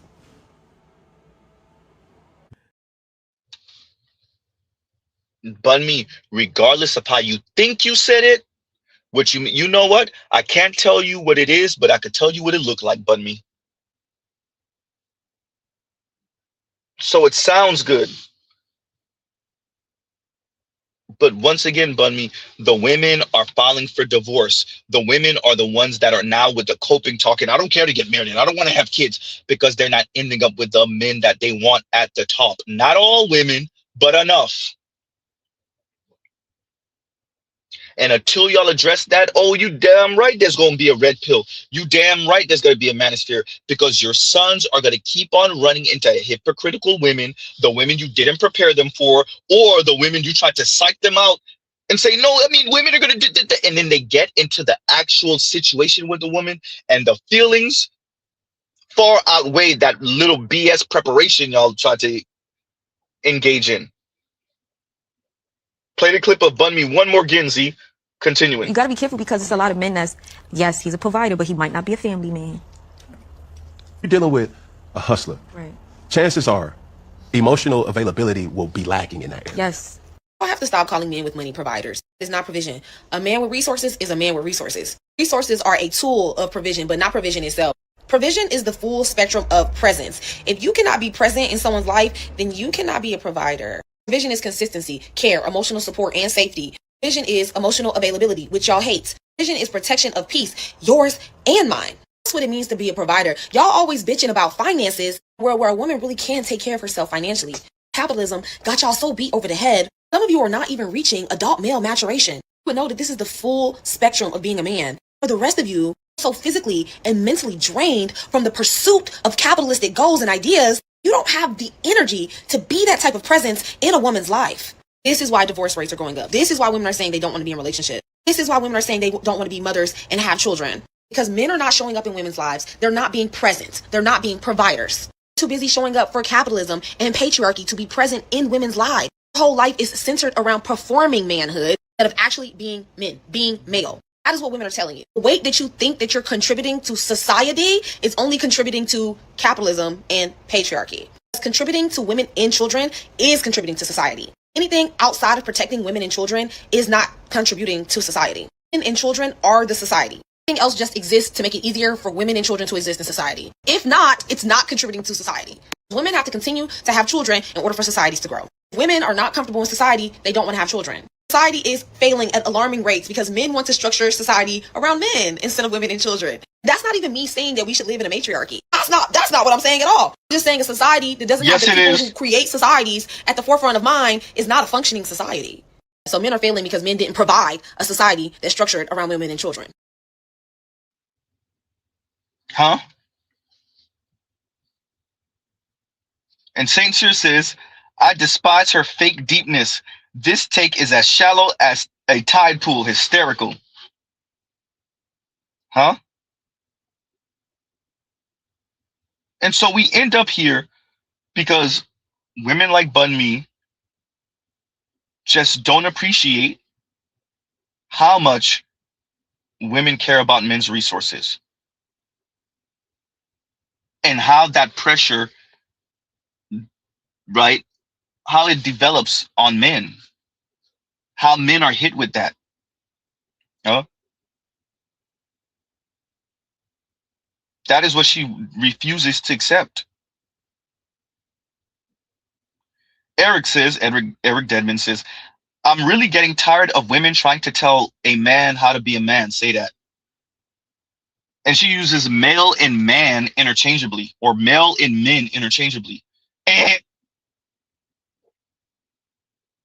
Huh? Major problems here. Trying to find this comment that I saw earlier. Right? Give me 1 second because somebody said something earlier that I wanted to address. Who said, hold off? Where did that comment go? Okay. Because I know. Anyway, someone earlier said hold off, and yeah, when she was saying hold off on the baby making. Yeah. Instead of having a child in your mid or early 20s, there we go. Name and handle. Hold off. Yeah, she was speaking about having children early, so they hold off on the baby making to get their careers together. And what she's essentially saying, at least how I'm reading it, is, I did the things. I pursued my career. I got my education, and I was disciplined with not having children too young. And so I'm looking to be compensated for that discipline. I'm looking to be compensated for that discipline by my spouse, by a man, by my potential husband. Now, can you get her to admit that she's saying that way? Probably not, but she is saying that. Play that beginning again, Z. Dating down, which means, a man who... Dating down. Really? All right, listen, it was in the prompt, right? Really? Who wrote that? I mean, I say all that. Jeez. Disgruntled. This is just the reality of it. So women, we're more educated now, and I think that we're furthering our education. So with that being said, we're going to hold off on the baby making. We're going to hold off until we get that great job, really career driven. And I don't think there's anything wrong with hoping that there's someone either on your level or higher than you. So, okay. That there's someone on your level. She could have stopped there, but she didn't. Because what she really said at the end was what it was. On your level or higher than you. Translation, I didn't do all of this to end up with those dusty men that I left behind. I really didn't even do all of this for the men on my same level, unless maybe he's tall enough and attractive enough and charismatic enough and the stroke game is really, really good. Then maybe, and that's a hard maybe, no pun. Huh? Yeah. So D-Name, she said it when she says hold off. And you take that within context of everything else she said. What she is saying is, I did the things. Now compensate me for my time.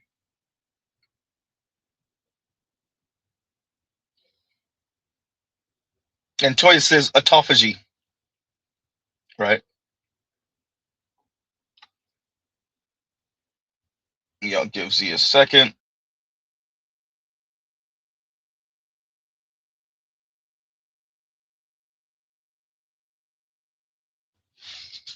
Toya, not self-eating. Mr. Z actually had to look that up. I ain't that smart, yo.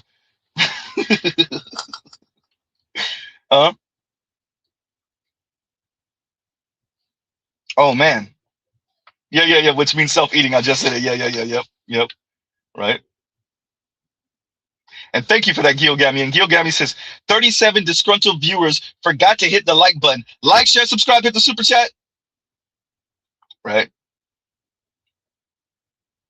Oh, man. Detro says, and I always chuckle a little bit when Detro says this, lookers, likers, and lurkers. To the lookers and lurkers, could you please like the stream? Please and thank you. And after the stream, shout out to the replay gang, hit the hype button, please and thank you. Pretty much, and Jiggin says, or Higgin, says, she said she deserves to be compensated for her time. Now, we've heard that terminology before. We ain't gonna say who's the one who really said it. What career field, giggity, wink, wink, says that overtly? We gonna leave that alone. Huh? We gonna leave that one alone. Indigo says, looking ass, lurking ass. You hear me? But once again, and shout out to Toya, the autophagy, the self-eating, and oh, there's a funny pun in that one. Oh, that's funny. We gonna leave that alone. We gonna leave that because Mr. Z's inner 12-year-old, right? With that hysterical Escort, you're trying to escort me? Extort. And Vince says, you're trying to escort me? And in many ways, is it extortion? I wouldn't say that. But I would say men, women, and by far lesser degree men are having a difficult time coming to terms with modernity and coming to terms with what female empowerment actually meant completely. And what you see with this young lady and her facial expressions and her response at the end, I could do battle by myself, is coming to terms with maybe she won't. I don't know if she's in a relationship now. This clip is some years old now. But for the masses of women, we already know that marriage has become a class game. And the upper middle class and above are more likely to be married, get married, stay married, and if they get divorced, they're going to remarry. But the further you come down in class, that's when we start freestyling, and then, excuse me, that's when the men and the women start coming up with all little interesting ways of excusing not being married and saying they don't want it, especially the women, and they don't see the value in marriage anyway, and hyper-individuality talk and lean on yourself and love yourself and community talk and go out with your friends, and all of that is just coping talk, coping mechanisms. It's just coping. Huh? And so a woman like this, her facial expression says everything. What she said at the end with the I could do bad all by myself, say everything. It says everything. She's having a difficult time, at least then, and many women of her ilk, Black, white, Latina, Asian, or otherwise, are having a difficult time coming to terms with maybe you don't end up with a man who earns similar to you or more. Maybe he doesn't even earn close to you, but a little bit less. Now, can you deal with that? And at scale, the masses of women are saying, no, that is not what we meant by equality. That is not what we meant by egalitarian. That is not what we meant by equity. That is not what we meant. This is the one thing we're not going to budget on. And so you'll have leftist women or left of center women who try to do the whole fake ass. Well, you know, the men are not likable, and the men haven't developed personality if they don't go to college, and the men, and they won't say the men don't earn enough to dominate me financially. And that's what it comes down to at the end. How old are you? I'm 29. Are you single? Yes. Why are you single right now? Because the men are not enough rich to take care of me. So you're looking for a rich man? Yes. Yes, I want to be spoiled. Why does he have to be rich? Because I want to be spoiled. Because I make my own money and I need to be dominated. And Earl says, they simultaneously complain about the commodification of women, yet relations continue to be transactional between women and most men. Say that. Because it's icky to acknowledge this. And it flies in the face of all of that female empowerment, liberation, autonomy talk. And when women start doing well, they'll start judging men by different criteria. When women no longer need men financially, they will start judging men by different criteria. And what you find, and even Dr. Richard Reeves was taken aback by this, Mr. Z wasn't, is that the women who are doing the best financially are the ones that are more likely to be married, less likely to get divorced. The ones who are educated. Why? Because they're playing the class mating game, where they're only ending up with men of similar class to them. And so, yeah, he can earn less than them because she earned 300 and he earned 250 last year. He earned 225 last year, 225,000. So yeah, he make less than her. Yeah, but she earned $350,000 and he earned 275 last year. Now, when you come down in class and she earned 60 and he earned 40, she not going to do it. But yeah, the women who are earning $350,000, yeah, she might marry the guy earning 250. She might marry him earning 275, maybe even 225. When they tell you Rihanna is with A$AP Rocky and A$AP Rocky still pay all the bills, yeah, she a billionaire, but he's still worth millions. He still earns what, millions a year. Yeah, on that level, the women don't have a problem dating down, even though she has how much more wealth than him. Yeah, on that level, all the way up there in the top 1 and top 0.1%, top 0.5%, all the way up there. But when you start coming down in class and income, the women not going. Unless, of course, you are a specimen of a man. And there is nothing wrong with that until you scale it. Once again, too many of us don't have a systemic analysis. We're not doing the social math. We don't care to do the social math. That sounds like a bunch of mumbo jumbo leftist weirdo talk. A lot of airy fairy talk. A lot of you don't want to take responsibility and accountability for your own individual life and actions talk. That's what it sounds like. And then you're met with the consequences of too many of us not doing the systemic analysis. Too many of us being hyper individualistic. And well, we're here now.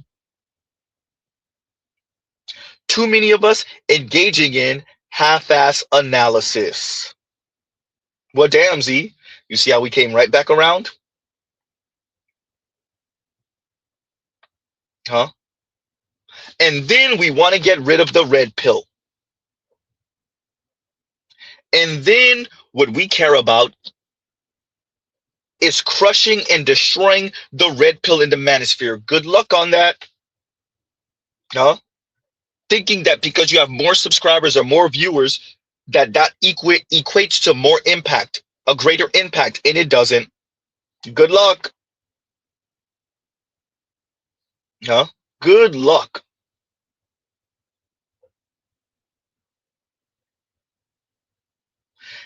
And Vince says, having cope as a resolution is an unstable way to fix things. Say that. Huh? Say that. And that's where we are now.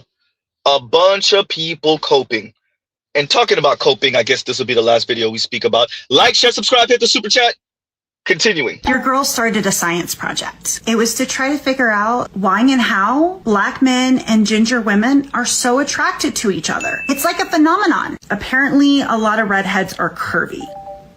Okay. Can I start? Go ahead. Life is one big coping mechanism. People create value for themselves where there's no value because they need to feel worth. Our men have been socially beaten by everyone. They have nowhere to run. So you're not going to go and be defeated and go to the toughest opponent. Black women are so tough because life created us to be tough.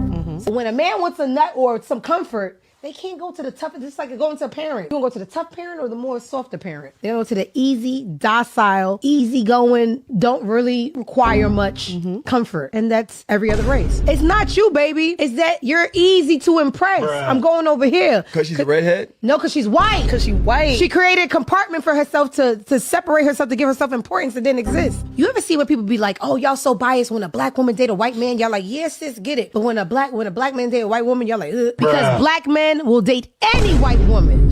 They would date Roseanne. They would date Adele, the first one, not the new one, because she's hot. It's just like, I'm defeated, I'm weak. I could do anything over there. Because you got to understand, there's two people in the world. There's the people that want the easier way, so they don't have to be held accountable to anything. Or there's the people that actually like when people create a better them, that make them themselves better. Because now when somebody tell you, I'm not tolerating that, you got to go back and get better than come back. And shout out to the young lady. And she's talking about coping as if she's not engaging in coping. So we are to believe that black men date white women because they're easier. Okay, one right there. And black men are so weak and so beaten down by society, so pathetic, that they can't handle the air quotes strong black women. We're still talking about strong black women in this late date, 2026. Black women are still purporting to be strong. Number one. Number two, the moral high ground talk, because you know black women got to engage in this when we start talking about interracial relationships between black women and white men compared to between black men and white women. And so, once again, it's black women are tough. So when a white man gets with a black woman, that shows how much of a man he is. That shows how masculine he is. That shows how tough he is. But when a black man gets with a white woman, he's just running from the strong will, strong character black woman who was going to make him a better man, but he was too weak and pathetic and loser and soft to realize it. So he ran into the arms of a Becky. So once again, there is never a time when black women tell you why they're really getting with white men and how they view white men in comparison to black men. If you want to date outside of your race, you need to be disciplined. When they say we're going to the gym at 5:30 in the morning, you better be up at 5 o'clock getting ready. They are not going to deal with the lack of discipline. And what we make black men put up with, they are not going to go for that. And what we make black men put up with, they are not going to go for that. And what we make black men put up with, they are not going to go for that. So to the young lady, this black woman saying what we make black men put up with, they are not going to go for that. In other words, non-black men aren't going to deal with our sass, our attitude, right? So if white men are getting a nicer, kinder you, is it possible that you're not the tough version that you are to black men? You know how to have discipline. You know how to be on time. You know how to not be so sassy and combative and attitudinal. Is it possible that the reason why black women have these situations with white men, and it might last a little bit, is because that white man is not, he doesn't have the same black woman that the black man just had? Huh? Is it possible that black women look at white men and non-black men laudatory? Do they not laud white men? Lowercase g God. She had a weird conversation with me like 2 months into us dating. It made me think that she had some like different motives to dating me. Made me uncomfortable. She was like, Jeff, I'm happy to finally be with a white man. Black dudes, you can't trust them. They're just gonna cheat on you. They ain't. You know how uncomfortable you feel right now? Imagine how I felt. This is in real life for me. This is just a story for you. I felt uncomfortable as shit. I didn't know what to do. So I talked to a black friend of mine. His name's Josh. I was like, Josh, told him the whole story. He's like, Jeff, I'll tell you what you got to do, but you might not like it. I'm like, all right, let me have it. He's like, Jeff, for the culture, you got to cheat on that. That's what...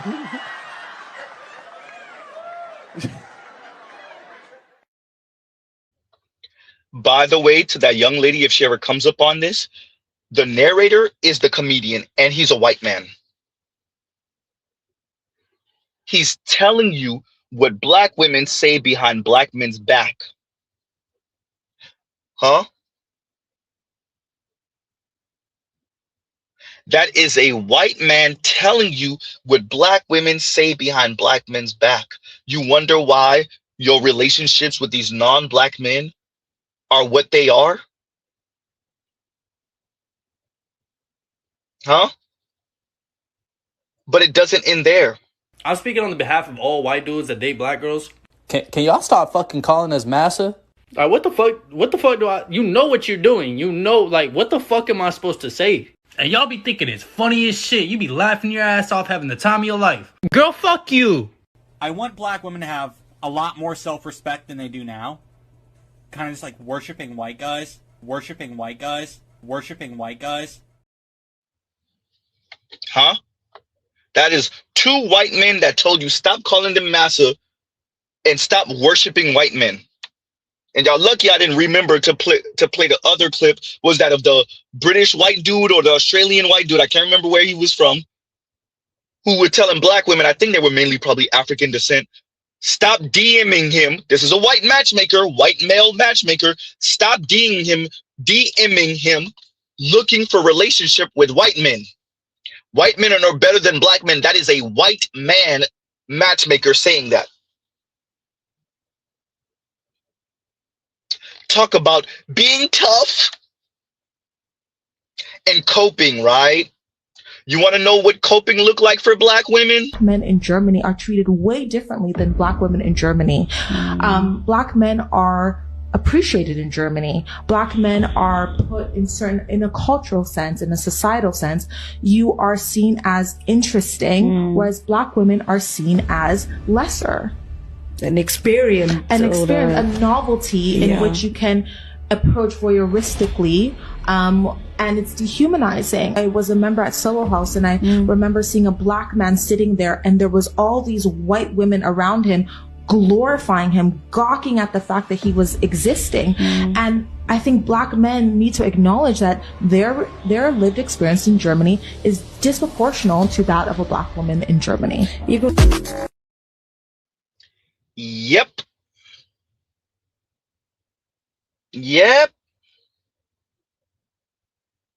So you can speak about the softer, more pliable, pushover white women, because this has been the framing for decades. Black women just don't want to accept that the masses of them, not all, the masses of them are roguish and mean and condescending to black men, and no man signing up for that. See, it would have been one thing if black women could have made up for black men that dated and married out with white men or Latino men, or cobble up together white men, Latino men, enough Asian men and Arab men, but they can't. That's why black women en masse are the most chronically single. Black women, you don't owe anyone changing your ethnic image. You don't owe anyone changing your attitudes, your demeanor, your view of men, relationship, intimacy with men, black men in specific. You don't owe anyone that, but then eat the consequences. The young lady talking about coping while she's coping. Your girl started a science project. It was to try to figure out why and how black men and ginger women are so attracted to each other. It's like a phenomenon. Apparently, a lot of redheads are curvy. Okay. Can I start? Go ahead. Life is one big coping mechanism. People create value for themselves where there's no value because they need to feel worth. Our men have been socially beaten by everyone. They have nowhere to run. So you're not going to go and be defeated and go to the toughest opponent. Black women are so tough because life created us to be tough.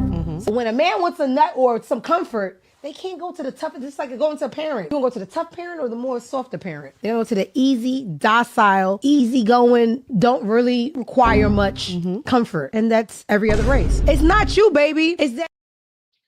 Imagine speaking like that in a condescending tone. Oh, look at these black men. They're so weak and pathetic. They're going to the docile race, the one that just accept any slop off the table. Huh? The white girl feels negatively about herself. The black man feels negatively about himself, and they get together because they're both losers. And the black man is just looking for a soft place to land. And the white woman, is looking for a man with a little bit of edge. She just want to be different. And it's all coping. They're just coping with their positions in this society. Imagine saying this like it's a negative thing. Black men are looking for a soft place. Imagine that. Continuing. Your girl started a science project. It was to try to figure out why and how black men and ginger women are so attracted to each other. It's like a phenomenon. Apparently, a lot of redheads are curvy. Okay. Can I start? Go ahead. Life is one big coping mechanism. People create value for themselves where there's no value because they need to feel worth. Our men have been socially beaten by everyone. They have nowhere to run. So you're not going to go and be defeated and go to the toughest opponent. Black women are so tough because life created us to be tough. So when a man wants a nut or some comfort, They can't go to the toughest. It's like going to a parent. You want to go to the tough parent or the more softer parent? They go to the easy, docile, easygoing, don't really require much comfort. And that's every other race. It's not you, baby. It's that you're easy to impress. Bruh. I'm going over here. Because she's a redhead? No, because she's white. Because she's white. She created a compartment for herself to separate herself, to give herself importance that didn't exist. You ever see when people be like, oh, y'all so biased when a black woman date a white man? Y'all like, yes, sis, get it. But when a black man date a white woman, y'all like, ugh. Because black men will date any white woman. They would date Roseanne. They would date Adele, the first one, not the new one, because she's hot. It's just like, I'm defeated, I'm weak. I could do anything over there. Because you got to understand, there's two people in the world. There's the people that want the easier way, so they don't have to be held accountable to anything. Or there's the people that actually like when people create a better them, that make them themselves better. Because now when somebody tell you, I'm not tolerating that, you got to go back and get better than come back.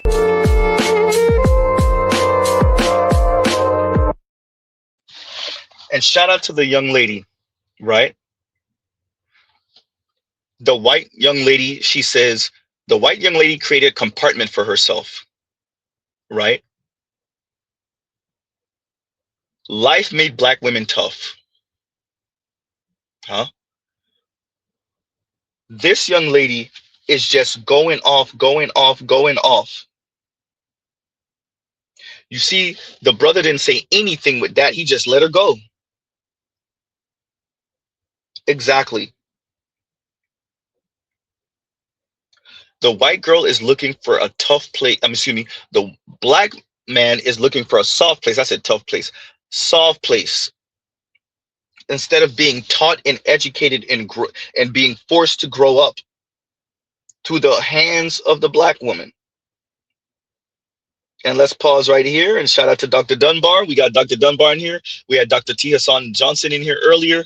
Shout out to the PhDs. Right? Was Mr. Z going to try to rhyme that? Yes, with a dad joke. Shout out to the PhDs. Thank you. Say thank you to them, please. Ah, there you go. Mr. Z, you laughing at your own corny joke. I know. With that, it's understandable. This is to be expected. Mr. Z does not expect this young lady to admit that black women find themselves in an unenviable position when enough black men date and marry out. It is an ugly thing. And yes, there are white women preying on black men. Shout out to the Snow Queen. The black kings get divorced, and then what happens? They're like, F it. We're moving on. Snow bunnies are going to clean me right out. So the snow bunnies get on top of things, and they mix, and they have this beautiful baby, and the process continues. So I do find that black kings often go to black queens first, and then they're like, snow bunny time. They'll either divorce them, dump them, and then move on. Swiftly move on. And they'll feel all cleansed, you know? Right. Anyway, on that note, do you like my nails? They're very Christmassy. It's almost Christmas. Divorce season's round the corner, which means snow bunnies warm in January. Yes.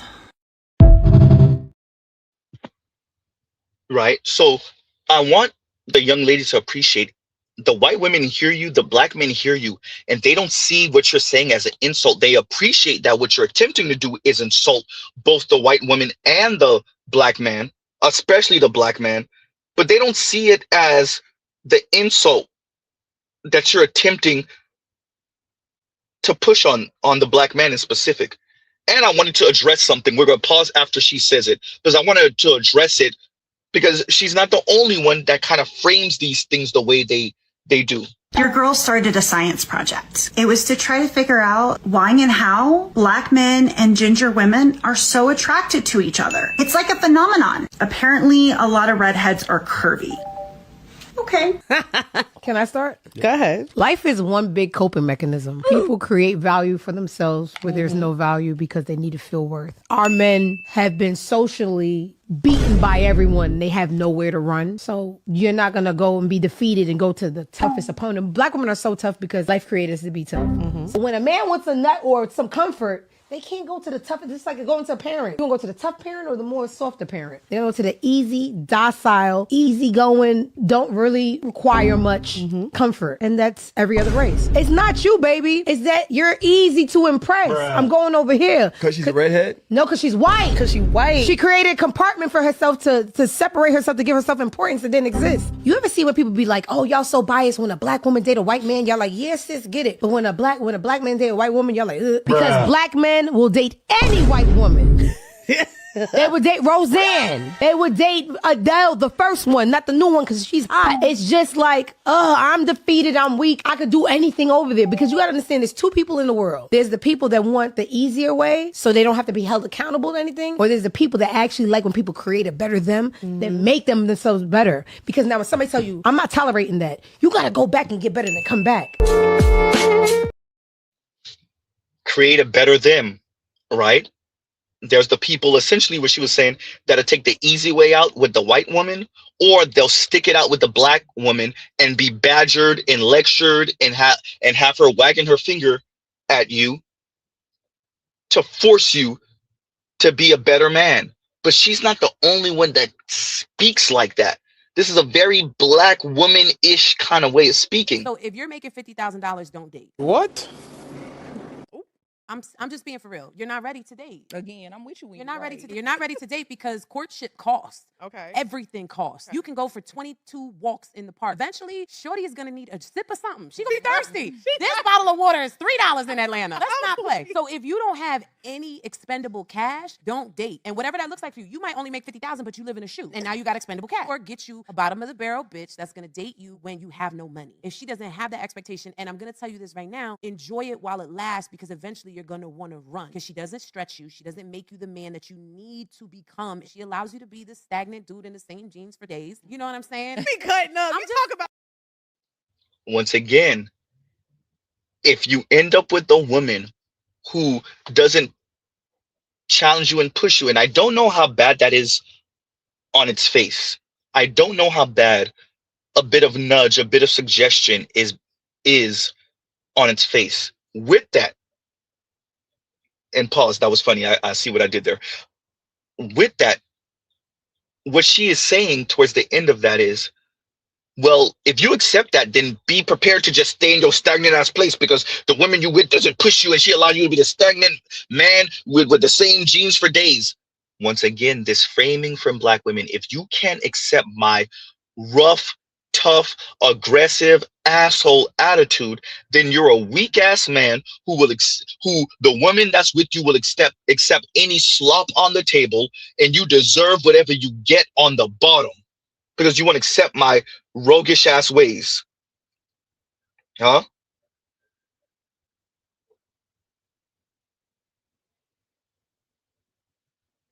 And St. Cyr says, and let me read this right now. We're going to deviate for a second. St. Cyr says, summer is coming up soon, and I live in Florida, and I've been locked in at the gym. Boating time, and yes, the various bunny types will be present. Rice, Latina, and Asian, and snow bunnies. I'm sorry, Z. Hysterical. You're not the only one in the gym. Mr. Z's in the gym, too. Mr. Z is in the gym also, believe it or not. Yes, we are, and we have lost. St. Cyr, I ain't let you know. I ain't tell you. Mr. Z been secretly losing weight. I did tell y'all I haven't eaten Popeyes in over a month. I haven't had a Wingstop in over a month. Cut out the fatty foods, no McDonald's, no Wendy's, no none of that. I have slipped up a few times at eating Taco Bell, but yeah. Other than that, no, we good. We're good, right? Yeah. Thank you for the super chat, St. Cyr. Thank you for the super chat. Like, share, subscribe, hit the super chat. St. Cyr is the one. I've been shooting for over 2 hours. St. Cyr is the one and only super chat. Look at that. Mr. Z Ryman. St. Cyr is the one and only super chat. Look at that. Ooh, Mr. Z Ryman. Right? And thank you for that, St. Cyr. Thank you for that. And St. Cyr says, let's go, Z. Come on, bro. Look, I'm on it. I'm on it. Right? You know, working out, walking. I haven't hit the consecutive 3. I have done 3 miles, but not consecutive in one go. I got up to 2 miles, pretty much 2 miles and 2/3 of a mile, so 2.65 miles, right? consecutively, which means that whole day I walked about 4 miles that whole day, but consecutively, all in one go is like 2.65 miles plus working out. So yeah, you know, Mr. Z doing his thing. Mr. Z doing his thing.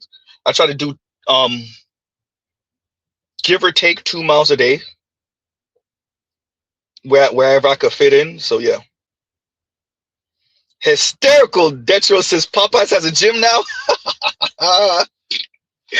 Right? Shout out to Detro. Hysterical. I see what you did there. No, Papa. Last time I checked, no. Right? So back to the topic at hand. Yeah, so at the end of the day, what we have here is Black women who are saying, if you can't deal with me and my tough exterior and just how tough I am, then there's something wrong with you. And the young men in the Black community, at least by a quarter, they're not saying much of anything. They're just showing you through action. They're not going.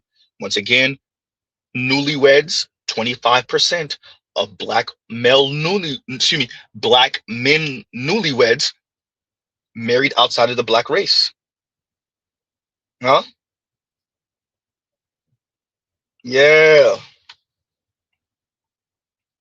So something to consider, everyone. Something to consider. So on that note, and shout out to Saint Cyr for the super chat, right?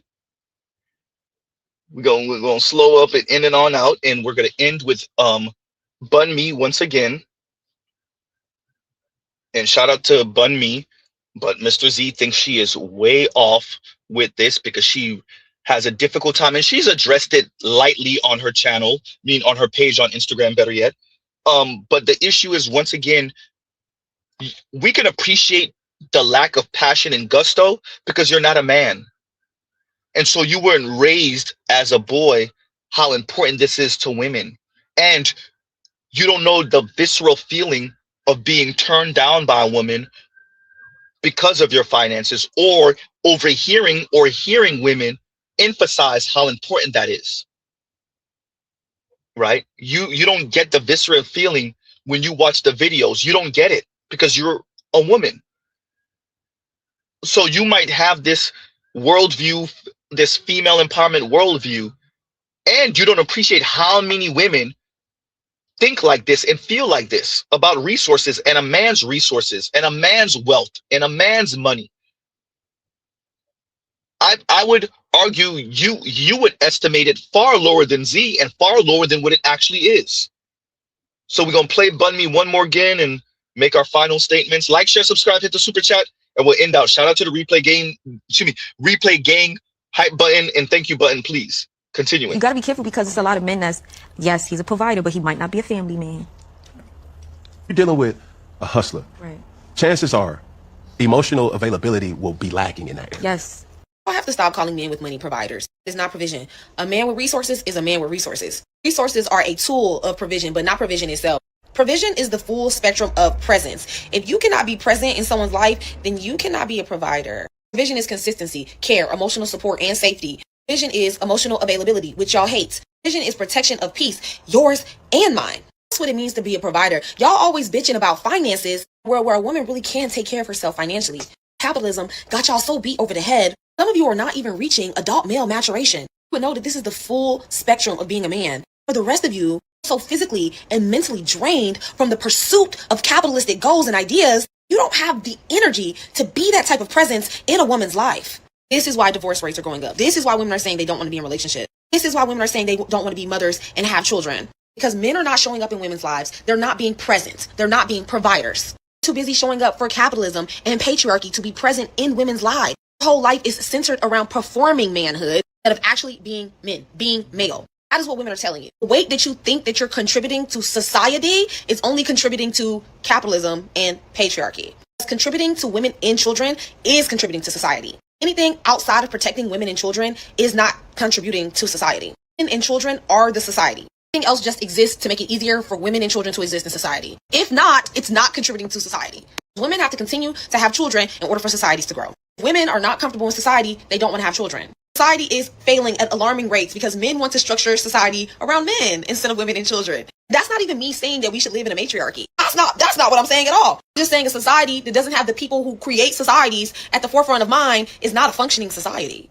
So men are failing because men didn't provide a society that's structured around women and children. And essentially what Bun Me said in her long-winded way, once again, almost 3 minutes, Mr. Z sped it up, is... Black women were supposed to be the leaders, and black men are just supposed to protect with their muscles and use their listening ears and carry out instructions. It took Bun Me damn near 3 minutes to say what it took this young lady less than 10 seconds to say. That's what it comes down to at the end of the day, Mr. Z Rhyming. Huh? Yeah. So on that note, everyone, we'll pause right here. I think Mr. Z got out what he needed to get out. Once again, engaging in half-ass analysis. And shout out to Bun Me, right? All that sound good. And shout out to this young lady once again. I think it's called Hope Your Dad Is, what was it again? Yeah. Hope You Find Your Dad. That's the name of her channel. Hope You Find Your Dad.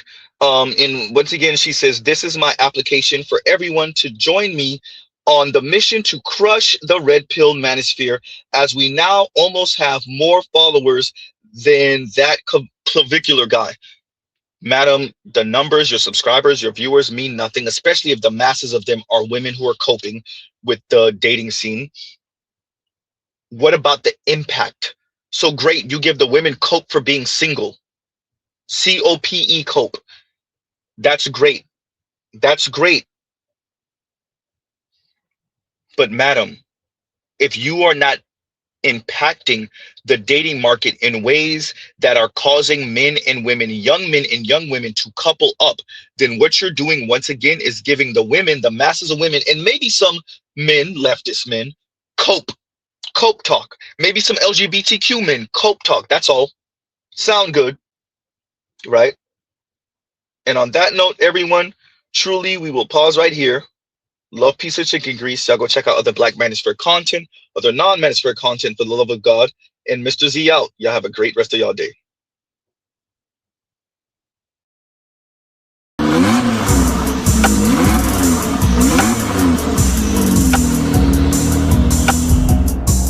You are now listening to Mr. Z Blackneffect.